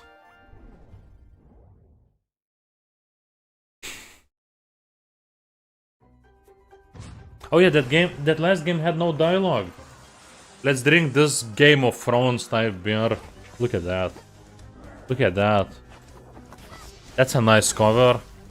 This whole can looks beautiful. You probably can't see the best parts. I don't care. Samuel Tarly beer? Maybe. I mean, it won an award for World Beer in Belgium, what? What does it mean? I don't know. Oh, this looks like Castle Crashers. I always like those games. Oh, but this one actually looks a lot like Castle Crashers. Yeah, this is third one. I just opened third one.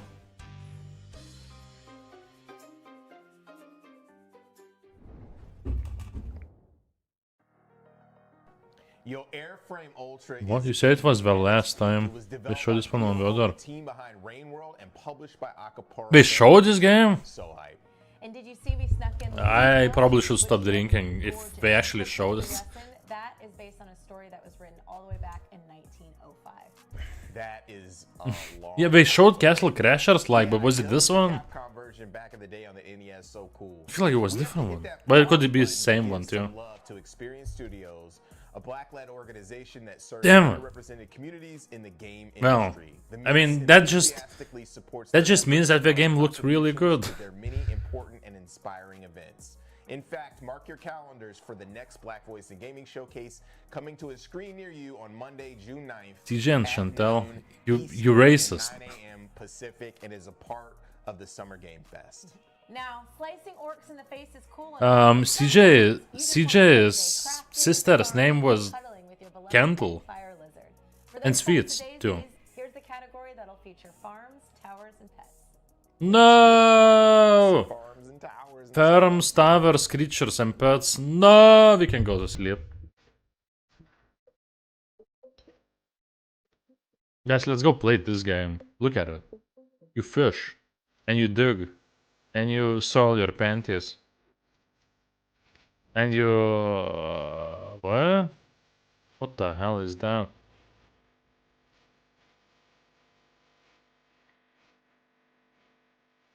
How did you find out he was racist? Did he say something, or did you say something, and then his response was the racist? Look at this. I like cozy games sometimes. Oh! It's a cozy game that had 69 on the building. Awesome. He said a lot, but maybe he saw some minorities on the streets and he said, oh, that guy is N-word. Oh, that guy is a C-word. Yeah, I actually experienced... like, I don't use Bolt that much since I live in a small city, but I've experienced Bolt drivers like that. And we were all Lithuanians. Well, you know, natives. I mean, what? Just, I don't know, whatever. They're all angry because people from other countries take their jobs. Because they do same job for smaller fee.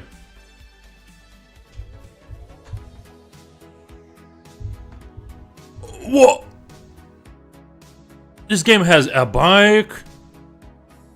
And that woman looked like Pamela Anderson? Maybe they're not big, but I'll drink for that. The game showed breasts out of nowhere. Out of nowhere. That's a sip, yeah.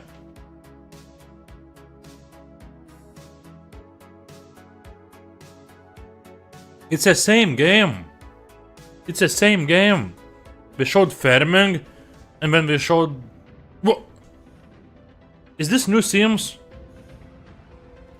Oh, attention. Nice to meet you. I mean, I've met you before. Nice to see you again.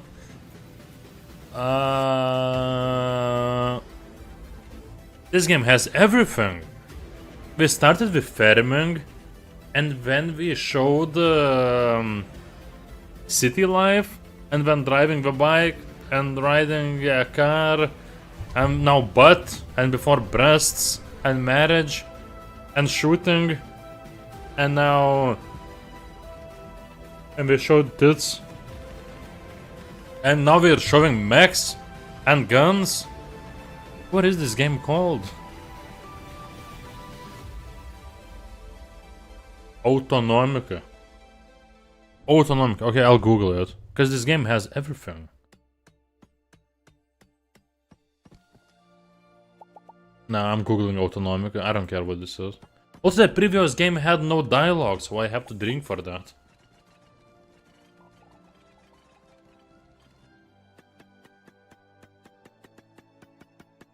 Okay, Autonomica. What is it?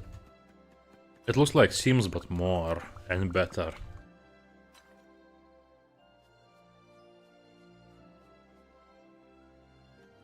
Damn it, I can't type.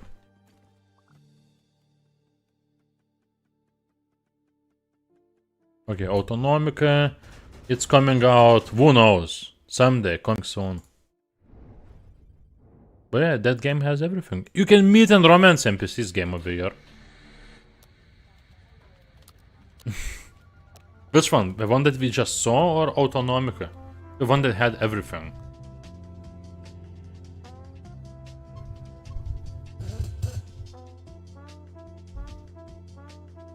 Wait, they said this is your companion on the desktop.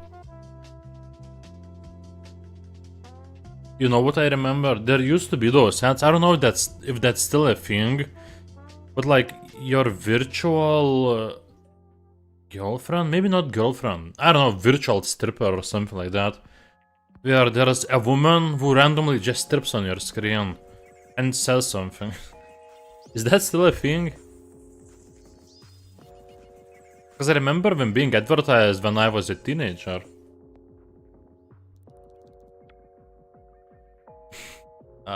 Maybe after stream. I remember... Okay, it doesn't matter. I'm not telling you more.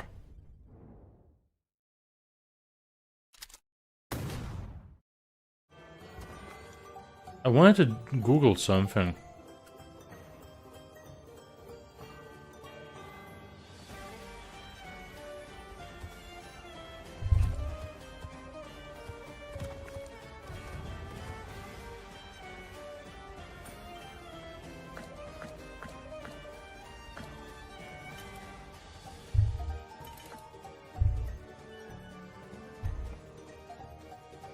Okay, this one's not like Castle Crashers. Oh, we got more of them tower defense games. A nice toast. I always like seeing a nice toast in the game.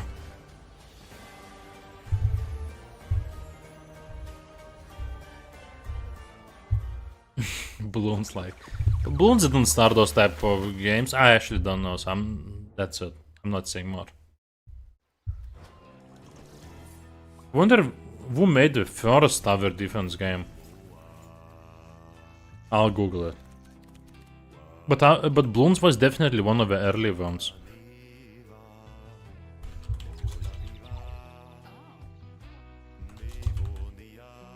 First tower defense game.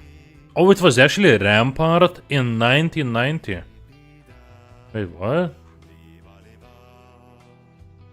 So Atari made in 1990 a game called Rampart, and that was the first ever true tower defense game.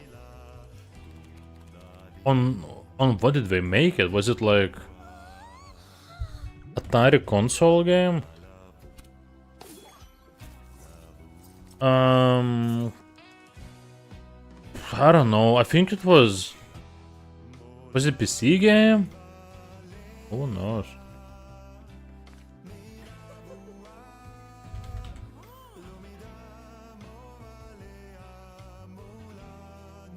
Oh, Marius, listen.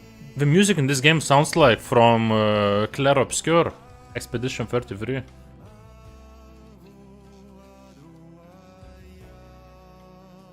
Oh, so that Rampart game, first ever tower defense game, was for arcades. Oh, okay. French people in World War One. Team 17! We love Team 7. Wait, that was Team 17 game? I didn't even see it.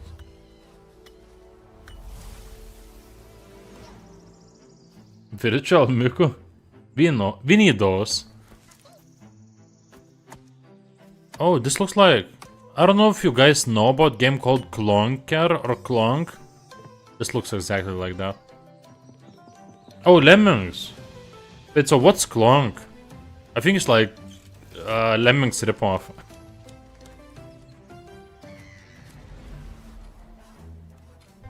Okay, whatever. Whatever. Oh, Clonk is like that, right? I know names, I don't know what they are. And it doesn't look like it at all.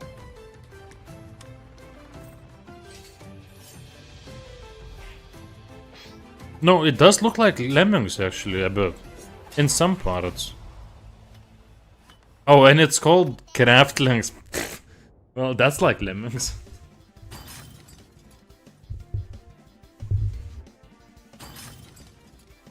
Yeah, I never liked Lemmings. I understand why people like them. Not me.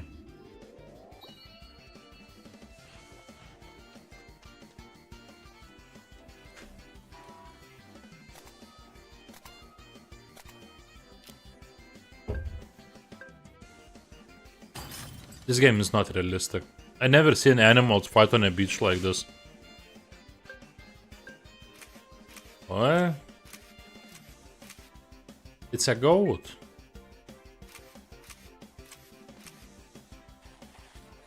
Demo Pokemon. Yeah, that's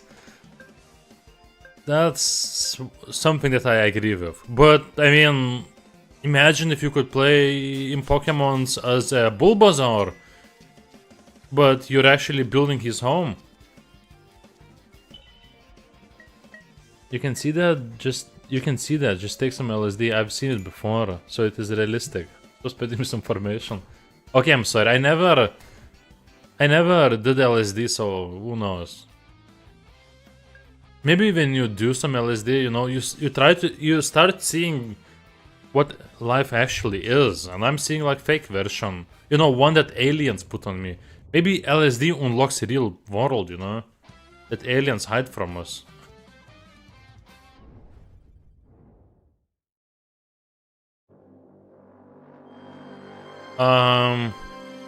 Yeah, Lemmings were made by DMA Design, who are Rockstar, but before they changed their name. That was like in the 90s. Yeah, I forgot about that. It's one of the earliest Rockstar games, I think. Rockstar, what the hell's wrong with you? Bring back Lemmings. Imagine if Rockstar made Lemmings game in 2025. I would love to see that.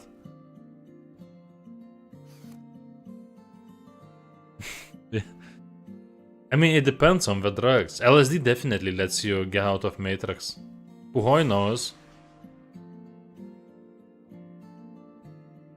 This is probably what real life looks like.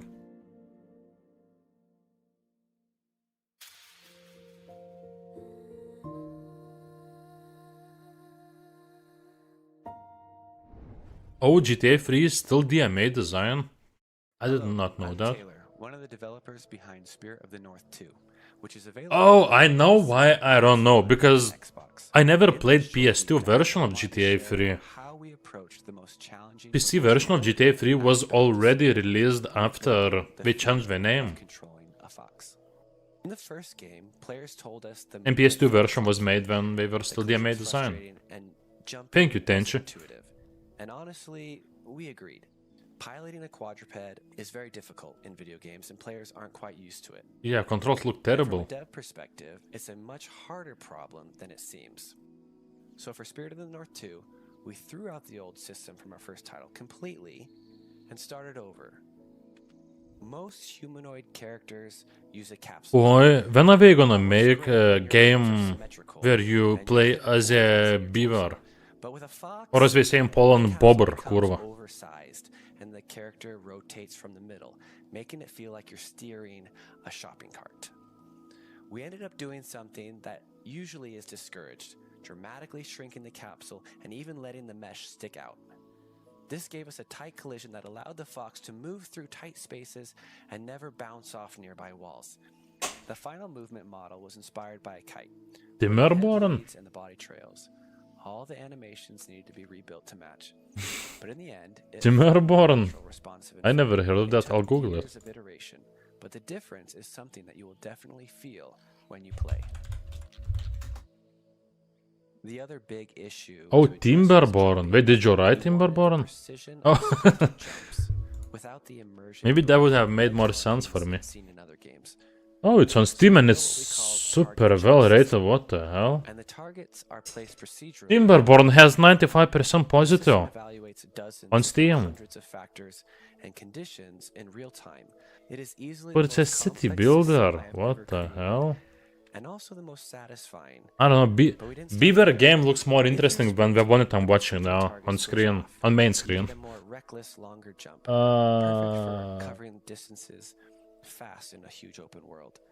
The balance between freeform. I don't know what's good about Timberborn. It's not my type of game. I want first-person beaver simulator. That's it for now. Make it, boy. More improvements we made to the Fox character, including animations, more scrooms, skins, abilities, and more. I mean, it looked interesting, but it's not my type of game. Of how seriously we take our player feedback in getting the movement right. We are grateful for the players who play our games and help guide our designs. We still have plenty to learn, but we're really proud of where our character has landed. Spirit of the North 2 is now available on PC, PS5, and Xbox X and S. Thanks for watching.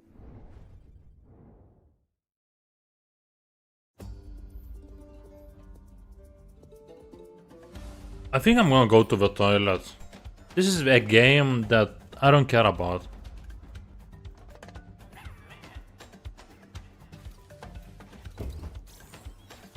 Where are all the FPS games? That's what I wanna see the most during showcases. There's none. Also, we've only seen one horror game. That one looked pretty good. It was Silent Hill-like.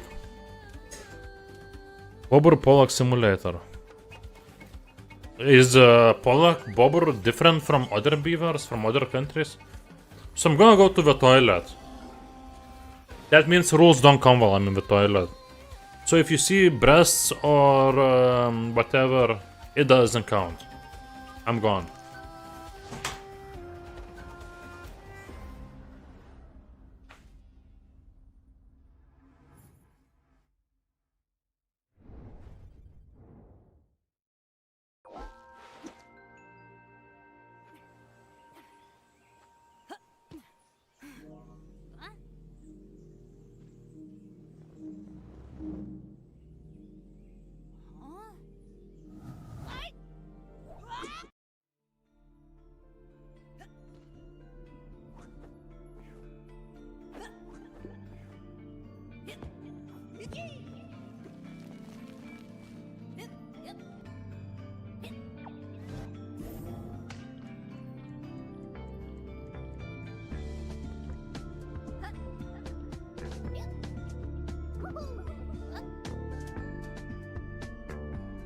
You're looking a little green there, Frog.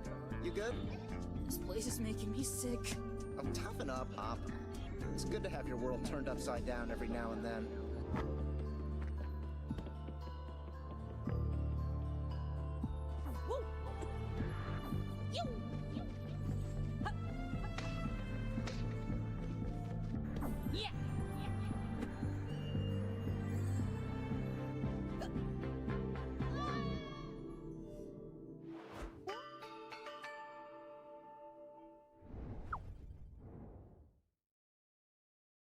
What's up, guys? My name is Clinton Sparks, and I'm the founder and CEO of the Global Gaming League. You know, we as gamers know that gaming is the fastest growing form of entertainment in the world. Makes more money than the movie, music, and television industries combined, but yet it's still disconnected from mainstream pop culture and the streets. That's why I'm here today with Media Indie Exchange, the home of discovery and innovation in the gaming world, to get you guys familiar with the future of gaming. Welcome to the Global Gaming League.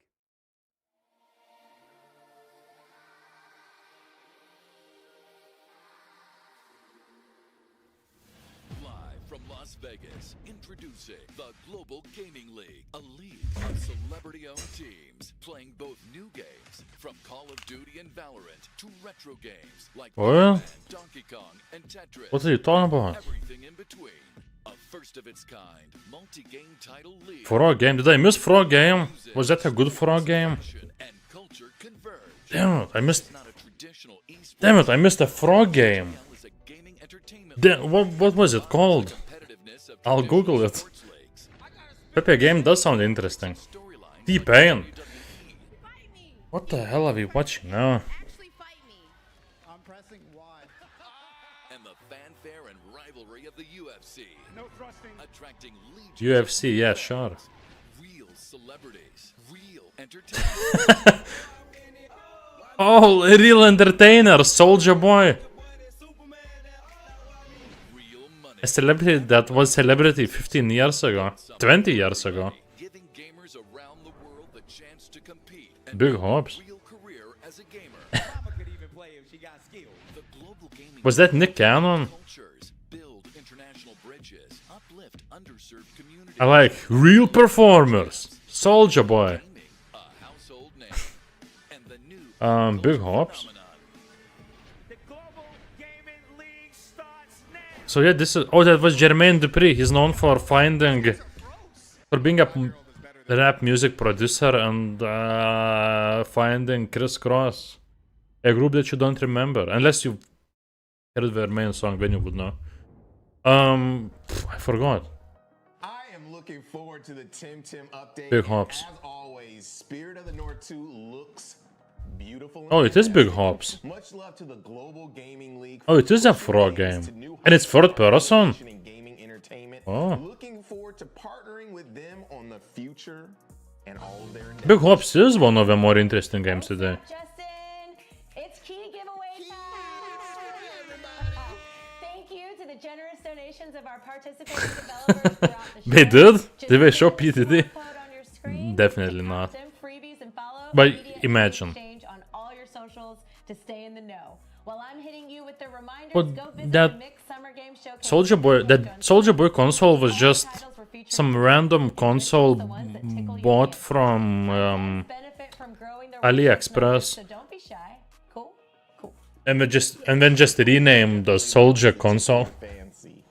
Next, we will karate chop into the next segment, which features games from flying fists to fearsome bosses. This category has some titles that are straight crack. So let's rock into the next seg. Then FPS games, then horror games. I know Jeff Keighley on Friday, he promised me to show some FPS games. Well, not really, he promised me horror games. That's also good.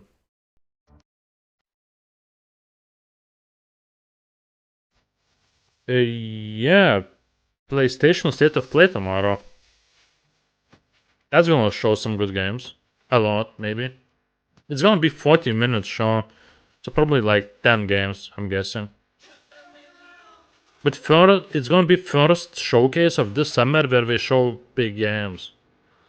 But obviously, main thing is on Friday. On Friday we're getting Summer Game Fest. That's what matters.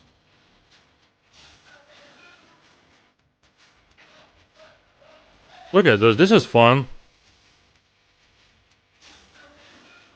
Co-op games, they don't matter how they look or how they play. It's just co-op that makes them fun.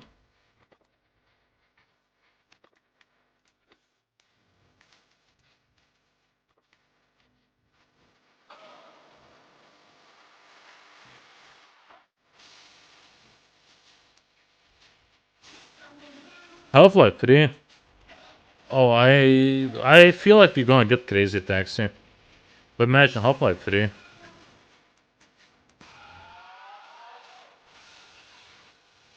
If Jeff Keighley pulls his strings right, we might get Half-Life 3. I mean, everybody knows that we're making Half-Life 3 right now. But Valve never shows up at these shows. But Valve likes Jeff Keighley. Jeff Keighley, he was part of that Half-Life Alyx documentary, so maybe he pulled some strings. You know, if they ever showed this summer in any of the shows, Half-Life 3, that's the only show where I would give like 1% chance of Half-Life 3. Other shows have below 0 somehow. That show, I'd say, has 1% of chance of showing Half-Life. Or something else, you know, Valve related. Is this rematch? It's not.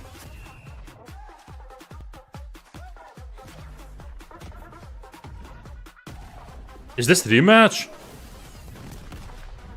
It's not. It can be. But it looks like a rematch. I'm excited for a rematch. I don't think... No, we didn't show Half-Life Alyx on any show. It's just that there was a documentary made about development of Half-Life Alyx. And I think Jeff Keighley was part of that documentary. It was released same day as Half-Life Alyx. So I just know that Gabe Newell likes him.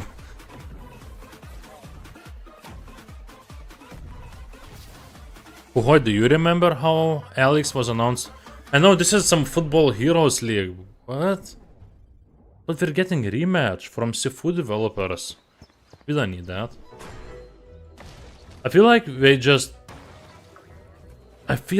Valve just released trailer on their channel out of nowhere.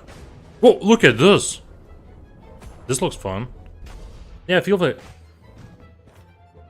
Yeah, exactly. I think that you're right, Puhoy. That's how they announce Half-Life Alyx. And that's how they're gonna announce new Half-Life. Look at this. Rocket League without the cars. That's Rematch. That game is called Rematch, and it's being developed by developers of Sifu. That's Rocket League without the cars. But look at this. I still like this one.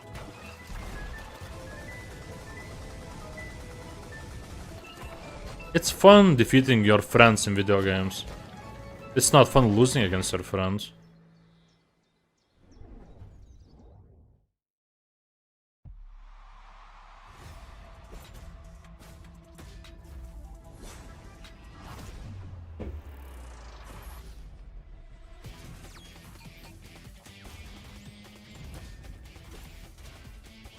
This also feels like a sports game.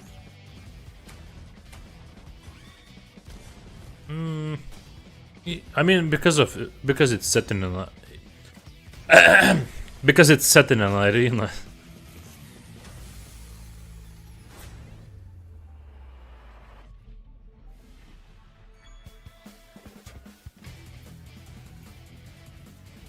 But it's 1v1 against AI, right? Not another player. Yeah, definitely not. Because they all feel like boss fights.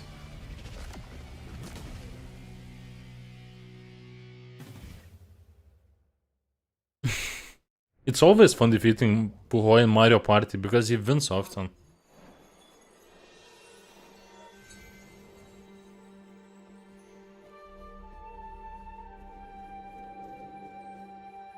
Oh, this is Sleepless Nights, the game.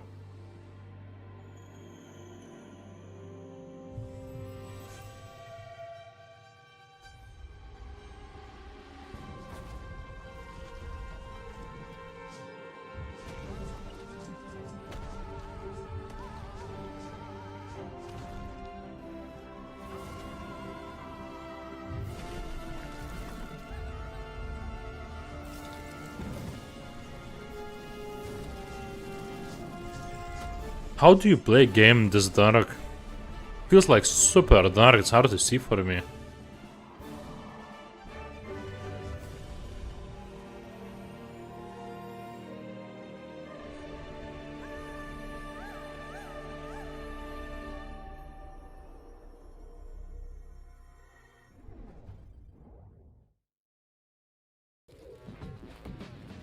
Oh, Streets of Rage.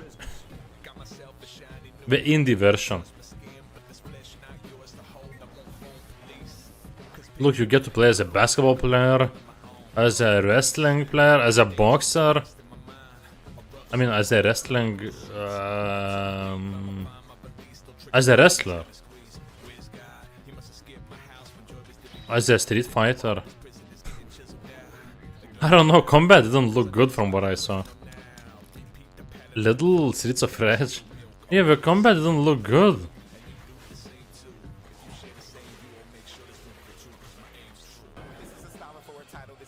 Oh, you can play as Dugan? He looked naked to me. This... Sorry, developer. This doesn't look good. Like, it's not fighting game, I understand that, but... But it just didn't look like it was fun defeating, you know, killing, murdering monsters.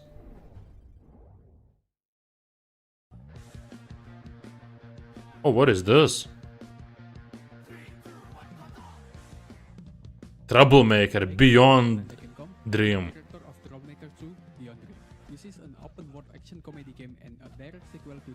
Is this like Temu Sifu?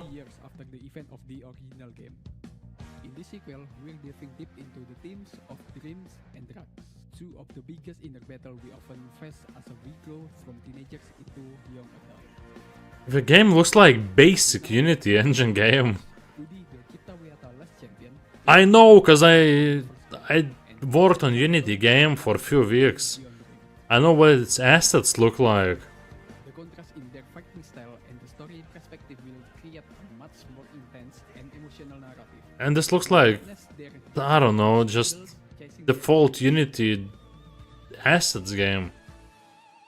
But it's made by Indians, set in India. This time you are free to explore South Jakarta, a city inspired by a place across Indonesia, Because there's, including Jakarta and unless I missed some rules, but I'm not. I'm sure I miss. I'm sure I missed that no dialogue one sometimes, but other than that, nothing happens. Whoa! This is such a weird game. Okay, I'll drink for those. We saw breasts that we need to drink for. Finally.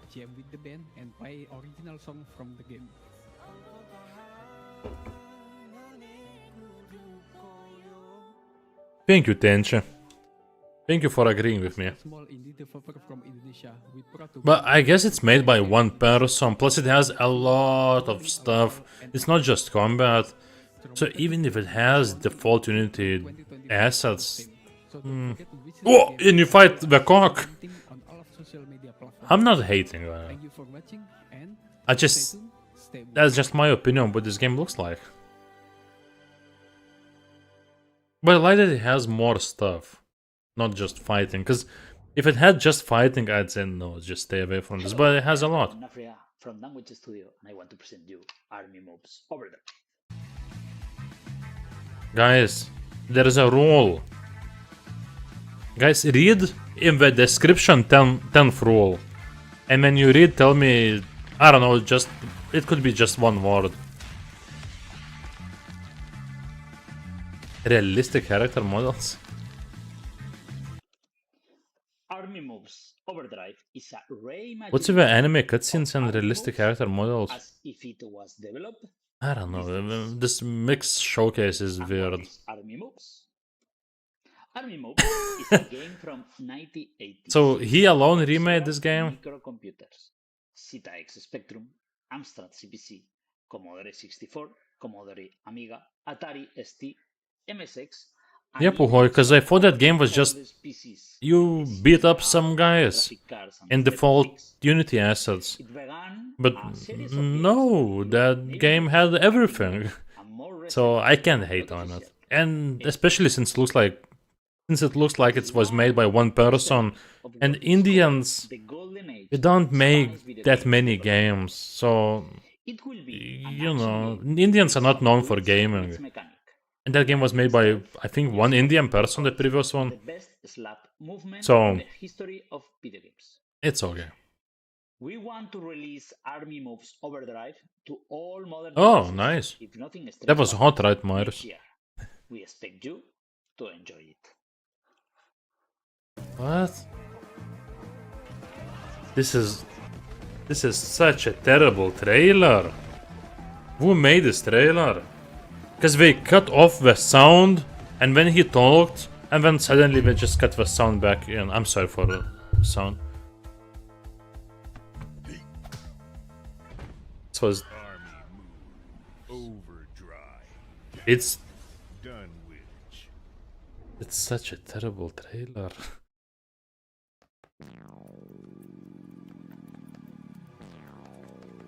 Oh yeah, that one maybe. Because you were playing as a person who is in school still, and you live his life. But it's just weird how they started with first, I don't know, with first 1/3 of the trailer, with just him fighting, and combat looked terrible. It looked like Indian.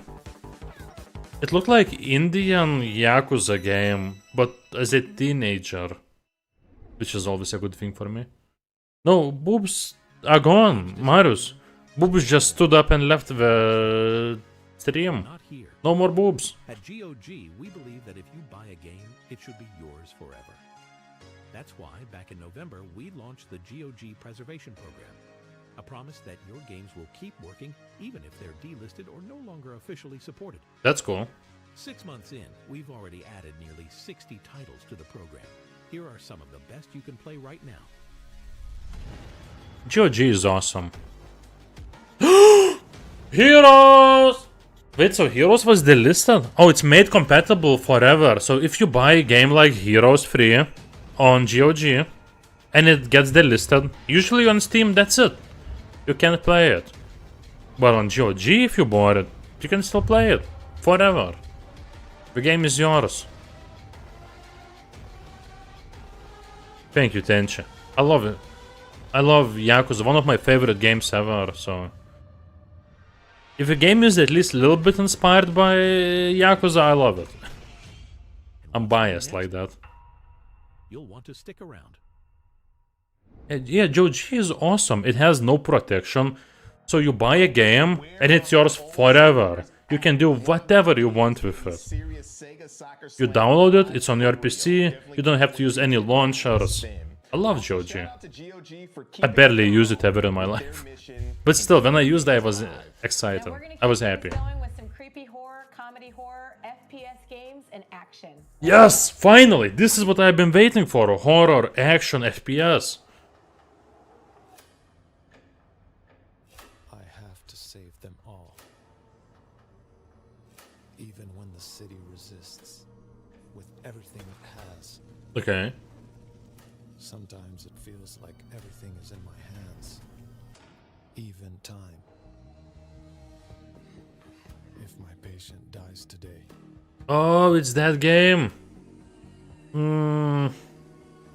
It's something with number 3 at the end. It's third game in the series.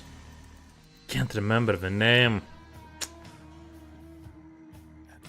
I played the second one. It was super weird. I didn't like it, but it seemed cool. It just was too slow for me at that time of my life. But people love those games. It starts with letter P, I think. Pathologic. I think it's Pathologic 3. People go crazy for those Pathologic games. First one was super obscure Russian game that I don't know how people even found out about. And then like 10 years later, was second game released. A vaccine. The immortal man. Order. Yeah, it's definitely Pathologic 3. And the army. Impossible structure.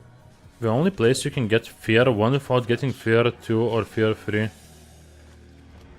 This can't just be a dream. What? Are you talking about Trapang? Yeah, I know. I speak Lodge, developers of Pathologic. Head of an emergency task force, using any means to fight the plague. Oh, I'm stupid. I'm sorry. Tenchi, don't respond. I understand you're talking about GOG.com. So wait, are you on Steam? Is the only way on Steam to buy Fear 1 is if you buy whole collection? That can't be true. There is no way that's true. Marius, look at this. Marius, look at this. You play as Alice, who has this person who works in construction knife. Was that previous one not good? I don't know, but look at this one. Is that not a good game?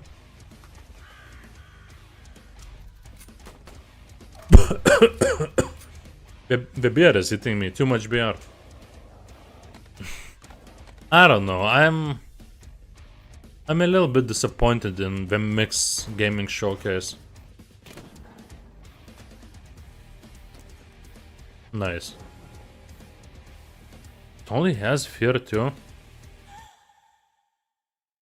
I don't know. I only have... Thing is, I have Fear 3 on my Steam. That's the only Fear I have on Steam.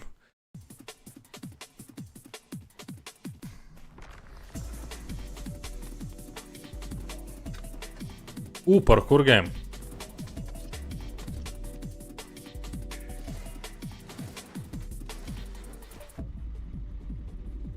I think it's gonna be another 47 minutes. So maybe we'll see more good games. But look at this one. You parkour and then you defeat construction monsters.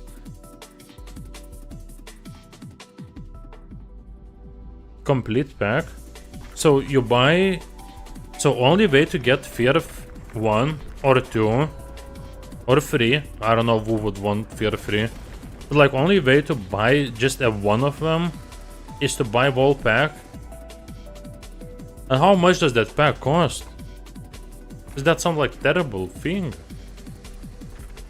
Warner Bros, you suck.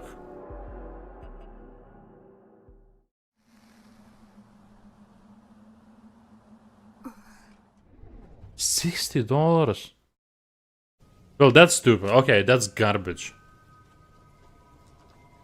So yeah, GOG, you won.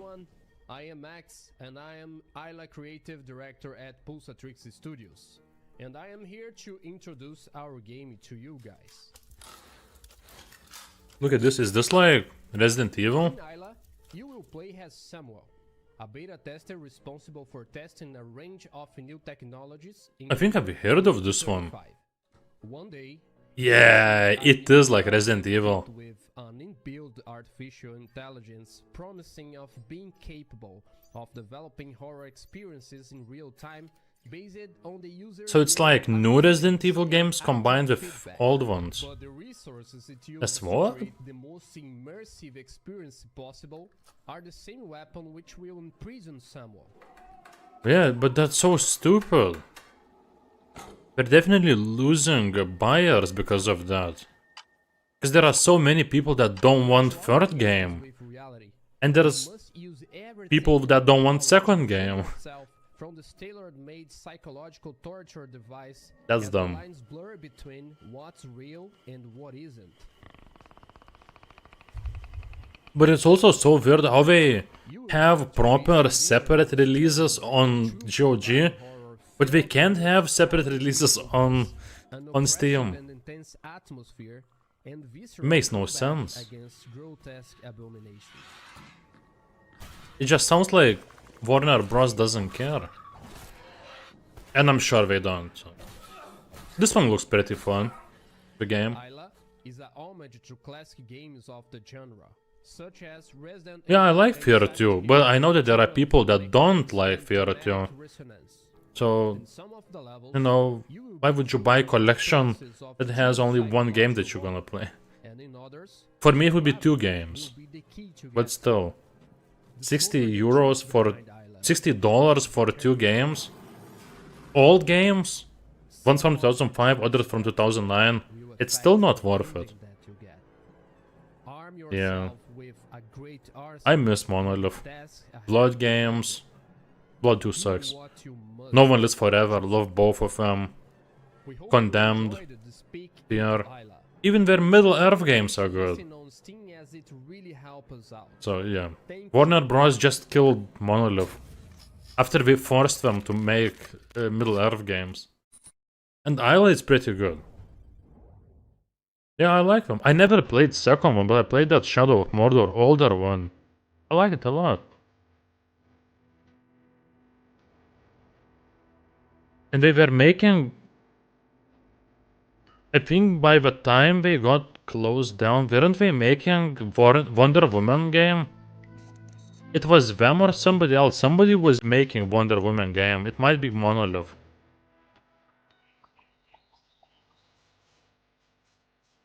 What? They own Nemesis system? I guess... No, I'm guessing they own the name of it. Right? But that Nemesis system was revolutionary. How every orc, depending on the outcome of your last battle, would change. That was amazing. That was like the main selling point of Middle Earth games. Maybe they own the system. I don't know.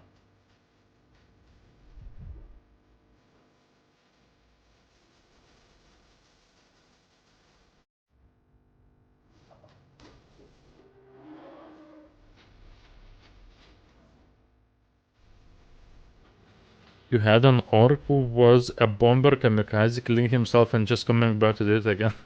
Yeah, Nemesis system was amazing. I remember it was a long time since I played last time, but those orc. I had an orc who would always make fun of me when I met him again, and he would just keep killing me and got so strong that I would just curse the whole time while fighting him. He was just impossible for me to defeat. I kind of overfed him. And he always, it seemed like he was just making more and more fun of me. Like every time I met him, he just laughed at me more and more. I hated that. But it was awesome, but I still hated it. Oh, and this is a game made on game based on that shit movie that is so bad that it's good. Toxic Crusaders.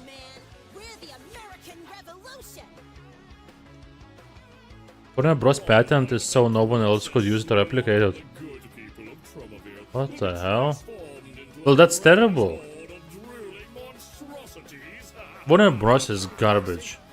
Now they're making that Harry Potter TV show. And I don't know, I have my doubts. I don't think it's gonna be good. Also, doesn't Game of Thrones belong to Warner Bros? I wanna like Warner Brothers, but they just keep disappointing me and making me angry, so I can't.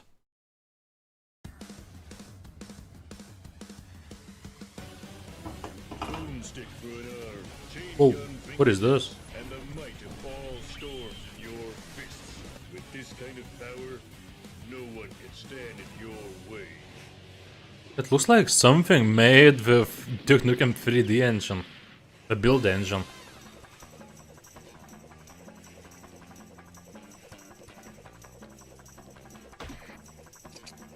Stainless HQ, over. This is Detective Stanley Steel Press. I'll be docking at Orca Isle at approximately... If I ever made a game, it would be something like this. An old school, like, fun, weird shooter. He's part man, part shot. Not this weird. This Captain Wayne guy is the biggest menace these waters have ever seen. Once he has his sights on something, he'll stop at nothing to get it. And all that stand in his way are reduced to mist. There's no army nor fleet. It looks like something that could be made with Doom engine. What? Dangerous? Oh no, sir. You've got Detective Stanley Steel Press on the job. Of course I can take him. Oh, it looked a lot like Doom engine, actually. You talk a lot of big game there, don't you? Even though Monolith is shut down, Warner Brothers still owns most of Monolith's IPs along with every Midway IP, and they're doing nothing with them all. Yeah, so we talked with Mario some time ago. I think Condemned games are dead. No More Lives Forever games are dead. Like forever. Midway has a lot of cool games that will never come out and will never have sequels or remakes, remasters. Out of all the Midway stuff, and they have a lot, Warner Bros. Only cares about Mortal Kombat. So maybe, you know, somebody is gonna change at the top part of Monolith, you know, at the people who make decisions, but it's not looking good. But like, there's a lot of companies, like EA owns a lot of stuff that people would love to see remakes, remasters, or sequels to. Activision has a lot of that stuff, and those companies just don't care. Which sucks. I don't understand the idea. Like, let's say Activision has what's that superhero? Oh, Prototype. Like, let's say Activision has Prototype, and they do. They own that. Well, they're not gonna make new Prototype game, but I'm sure there's a lot of people who would want Prototype 3. And there's companies that could make a good Prototype 3. But Activision is like, nah, we ain't gonna risk, we don't care.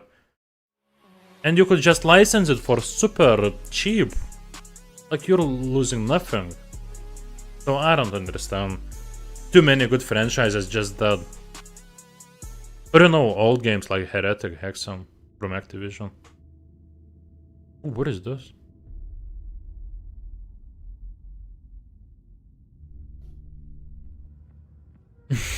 Oh yeah, Rampage was a legendary game. Oh, this looks like System Shock. Rampage, legendary game from 80s. They made Rampage games in the 90s and then forgot. And then made crappy movie with Dwayne Johnson. But it's still an interesting one. It's so weird. Why did they... Like, nobody cared about Rampage in 2020s, but somebody decided to make a movie based on it. This looks cool. I love System Shock.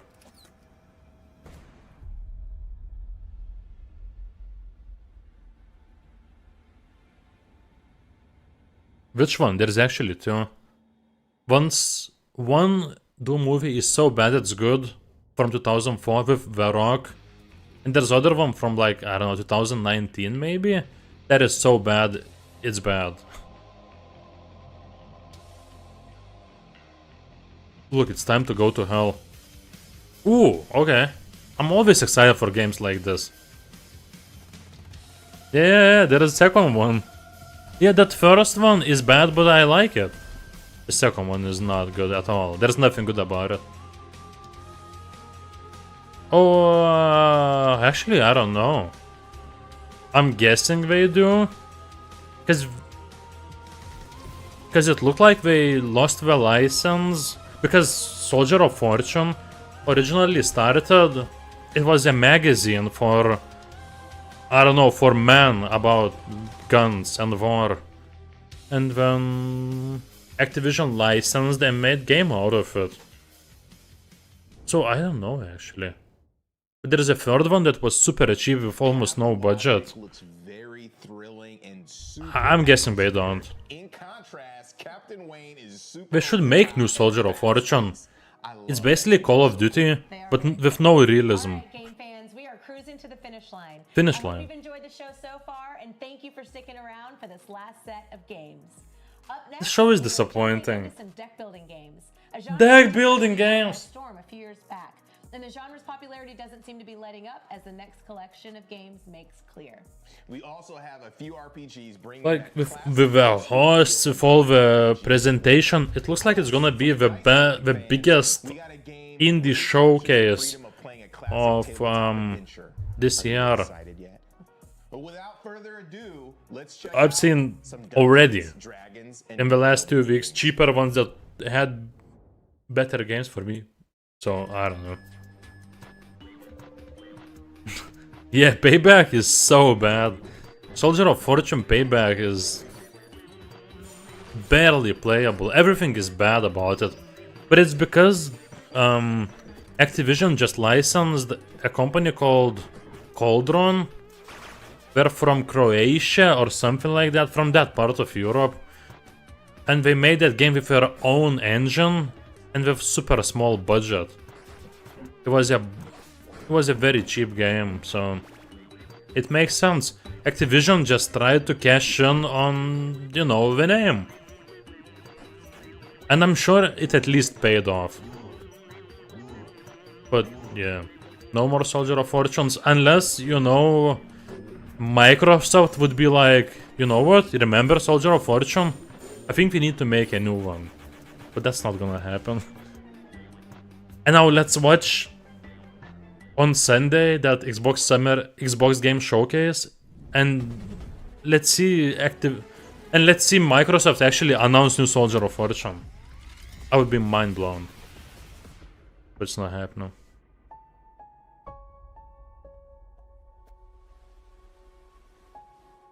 So this is the last set of games.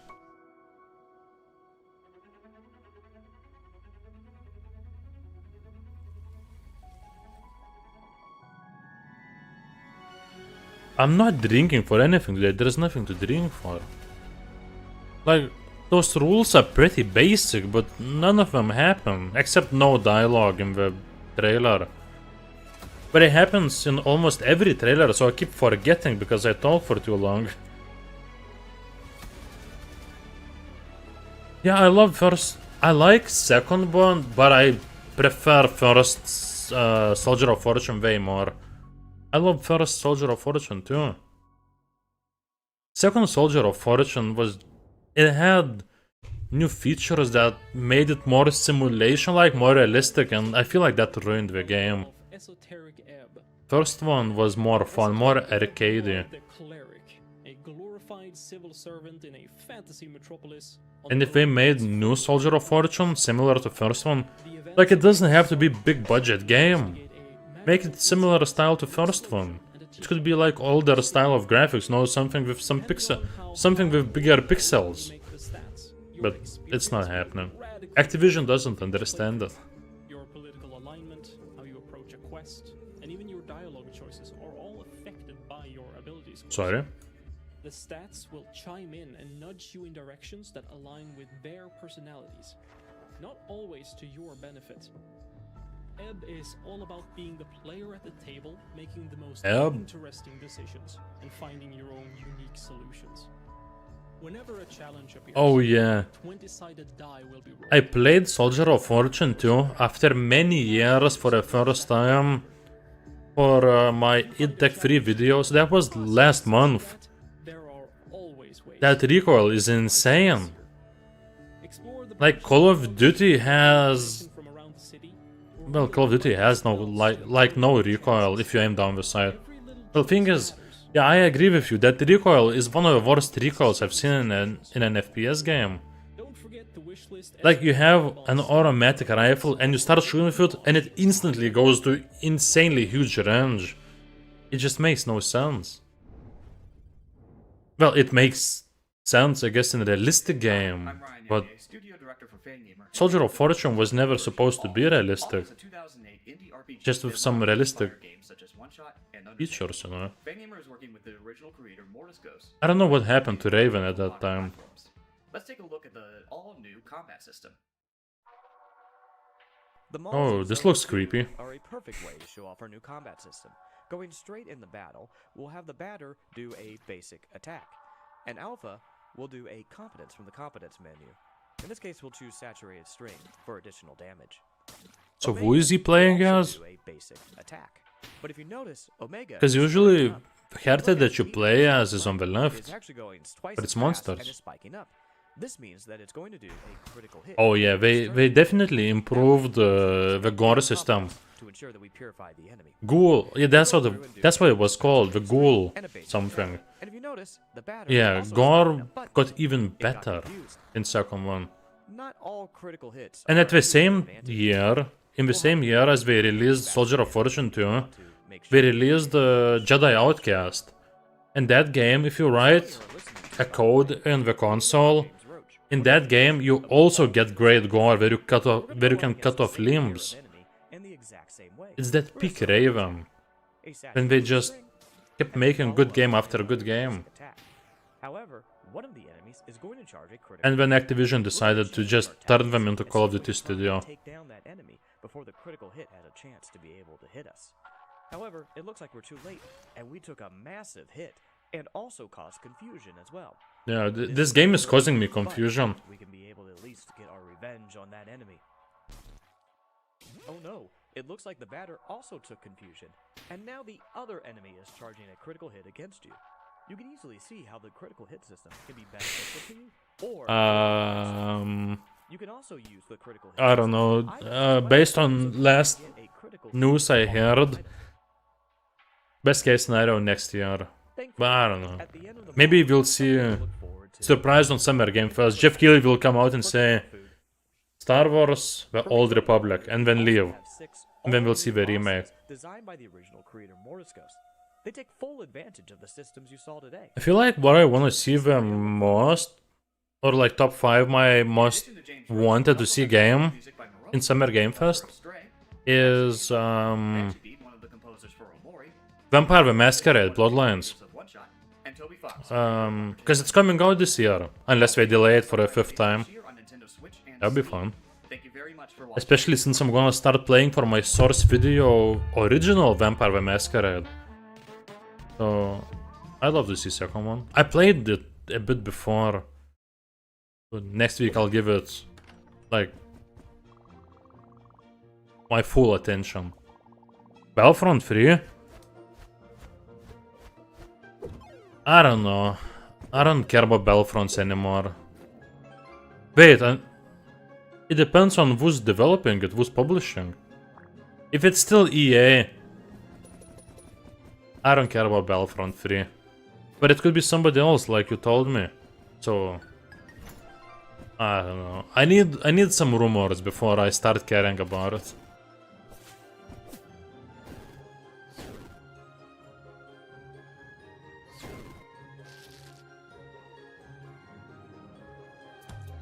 We've seen so many games like this. Well, I did.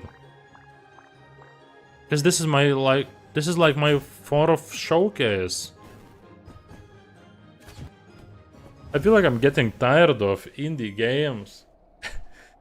Because over a week or week and a half, this is my 4th indie showcase.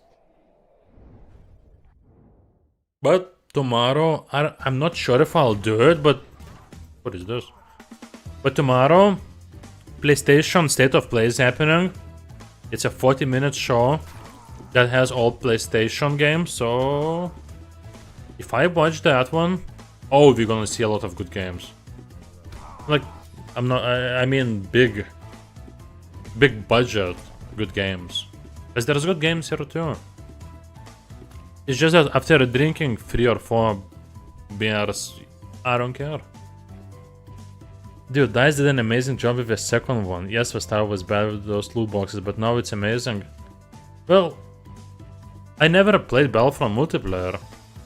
But I played single player and I didn't like it. Because I never play multiplayer games, so I don't care about multiplayer. But like, I was so excited for Battlefront 2 single player. But thing is, Battlefront 2 single player was just multiplayer maps remade for single player. With boring story. So, yeah, because I never play multiplayer games. I never played a single... Except for Battlefield Heroes, I never played any Battlefield games online. I don't know, I just don't like multiplayer games, so...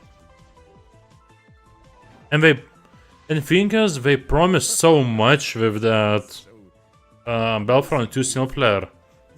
And it turned out to be just a cheap nothing. And that's like totally different from what we did with Titanfall. They made first Titanfall and people hated Titanfall 1. Well, they didn't hate, but they just were disappointed that Titanfall 1 had no single player. And then they added Titanfall, and they added single player for Titanfall 2, and everybody loved that single player. Because I'm a bomb. No, I never did. But I played for Bad Company too, single player 2 times. I have legal version on Steam. Nah, thing is, I played like... I think I played like, what, 10 games? 10 multiplayer games in my whole life? Like, without my friends. Solo multiplayer. I'm not a multiplayer game person.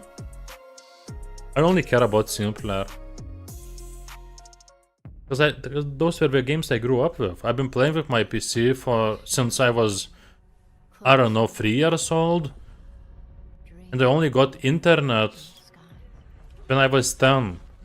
So I spent first 7 years of my gaming life with single player games. And when I finally got internet, I was like, what? Other people? I don't want other people messing with my game. Also, I don't like competitive stuff. I wanna be the best. And in multiplayer, I'll never be the best. So what's the point of playing? So I'd rather play single player where I can be the best. Losers mentality. I know, but I don't know. Thing is, if game doesn't have a story and there is no way to finish the game, to complete it, I'm gonna get tired of it fast.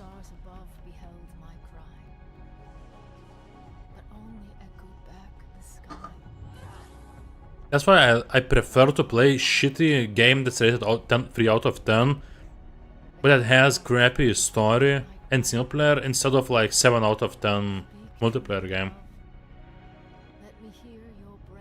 What the hell am I watching now?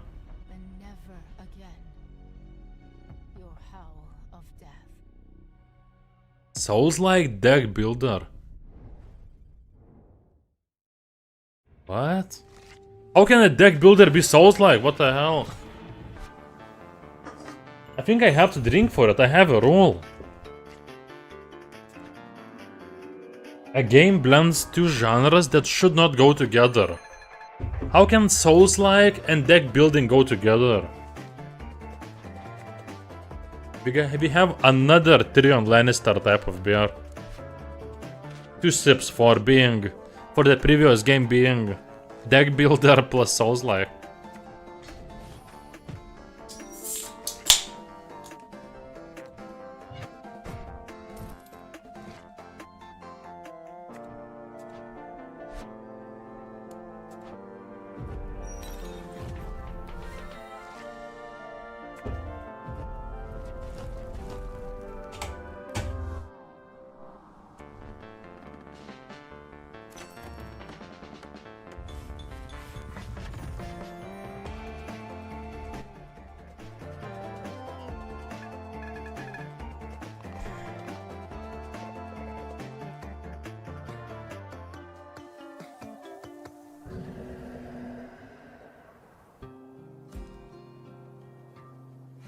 I feel like I saw, what, 5 games in total that I liked today?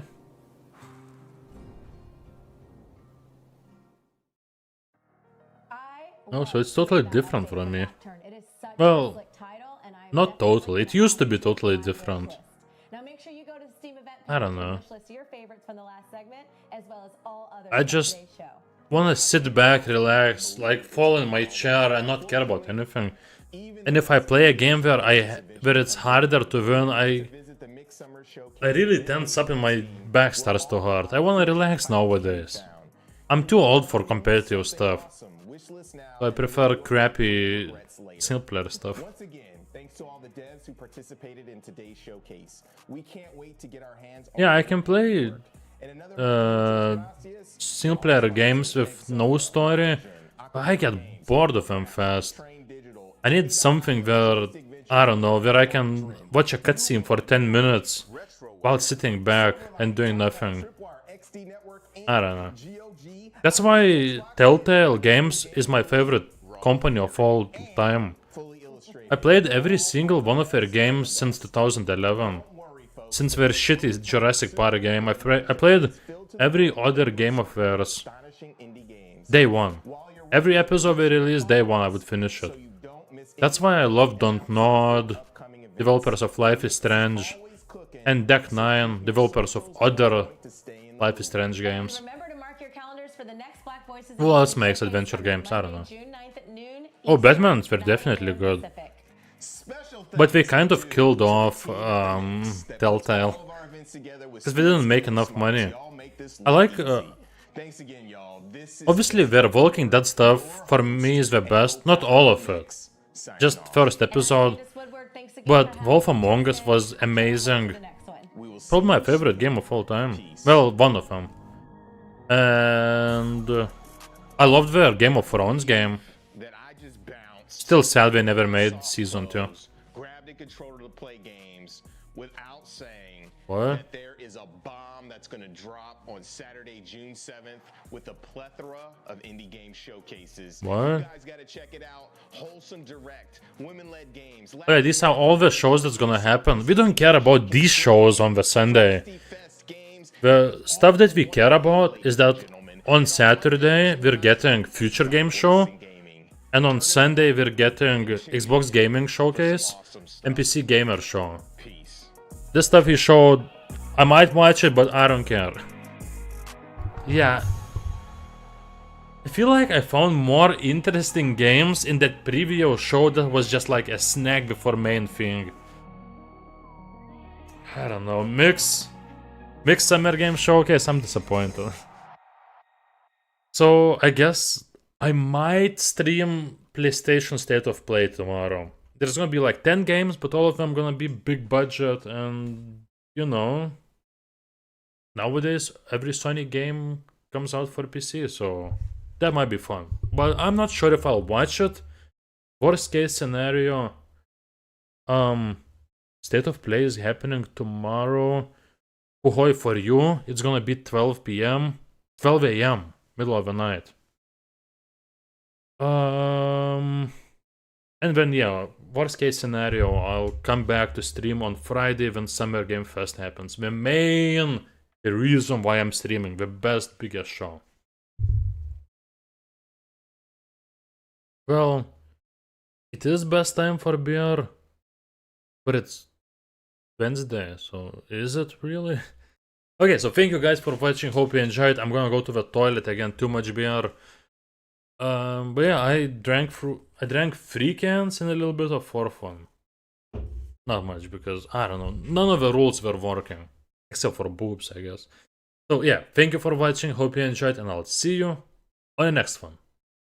Goodbye.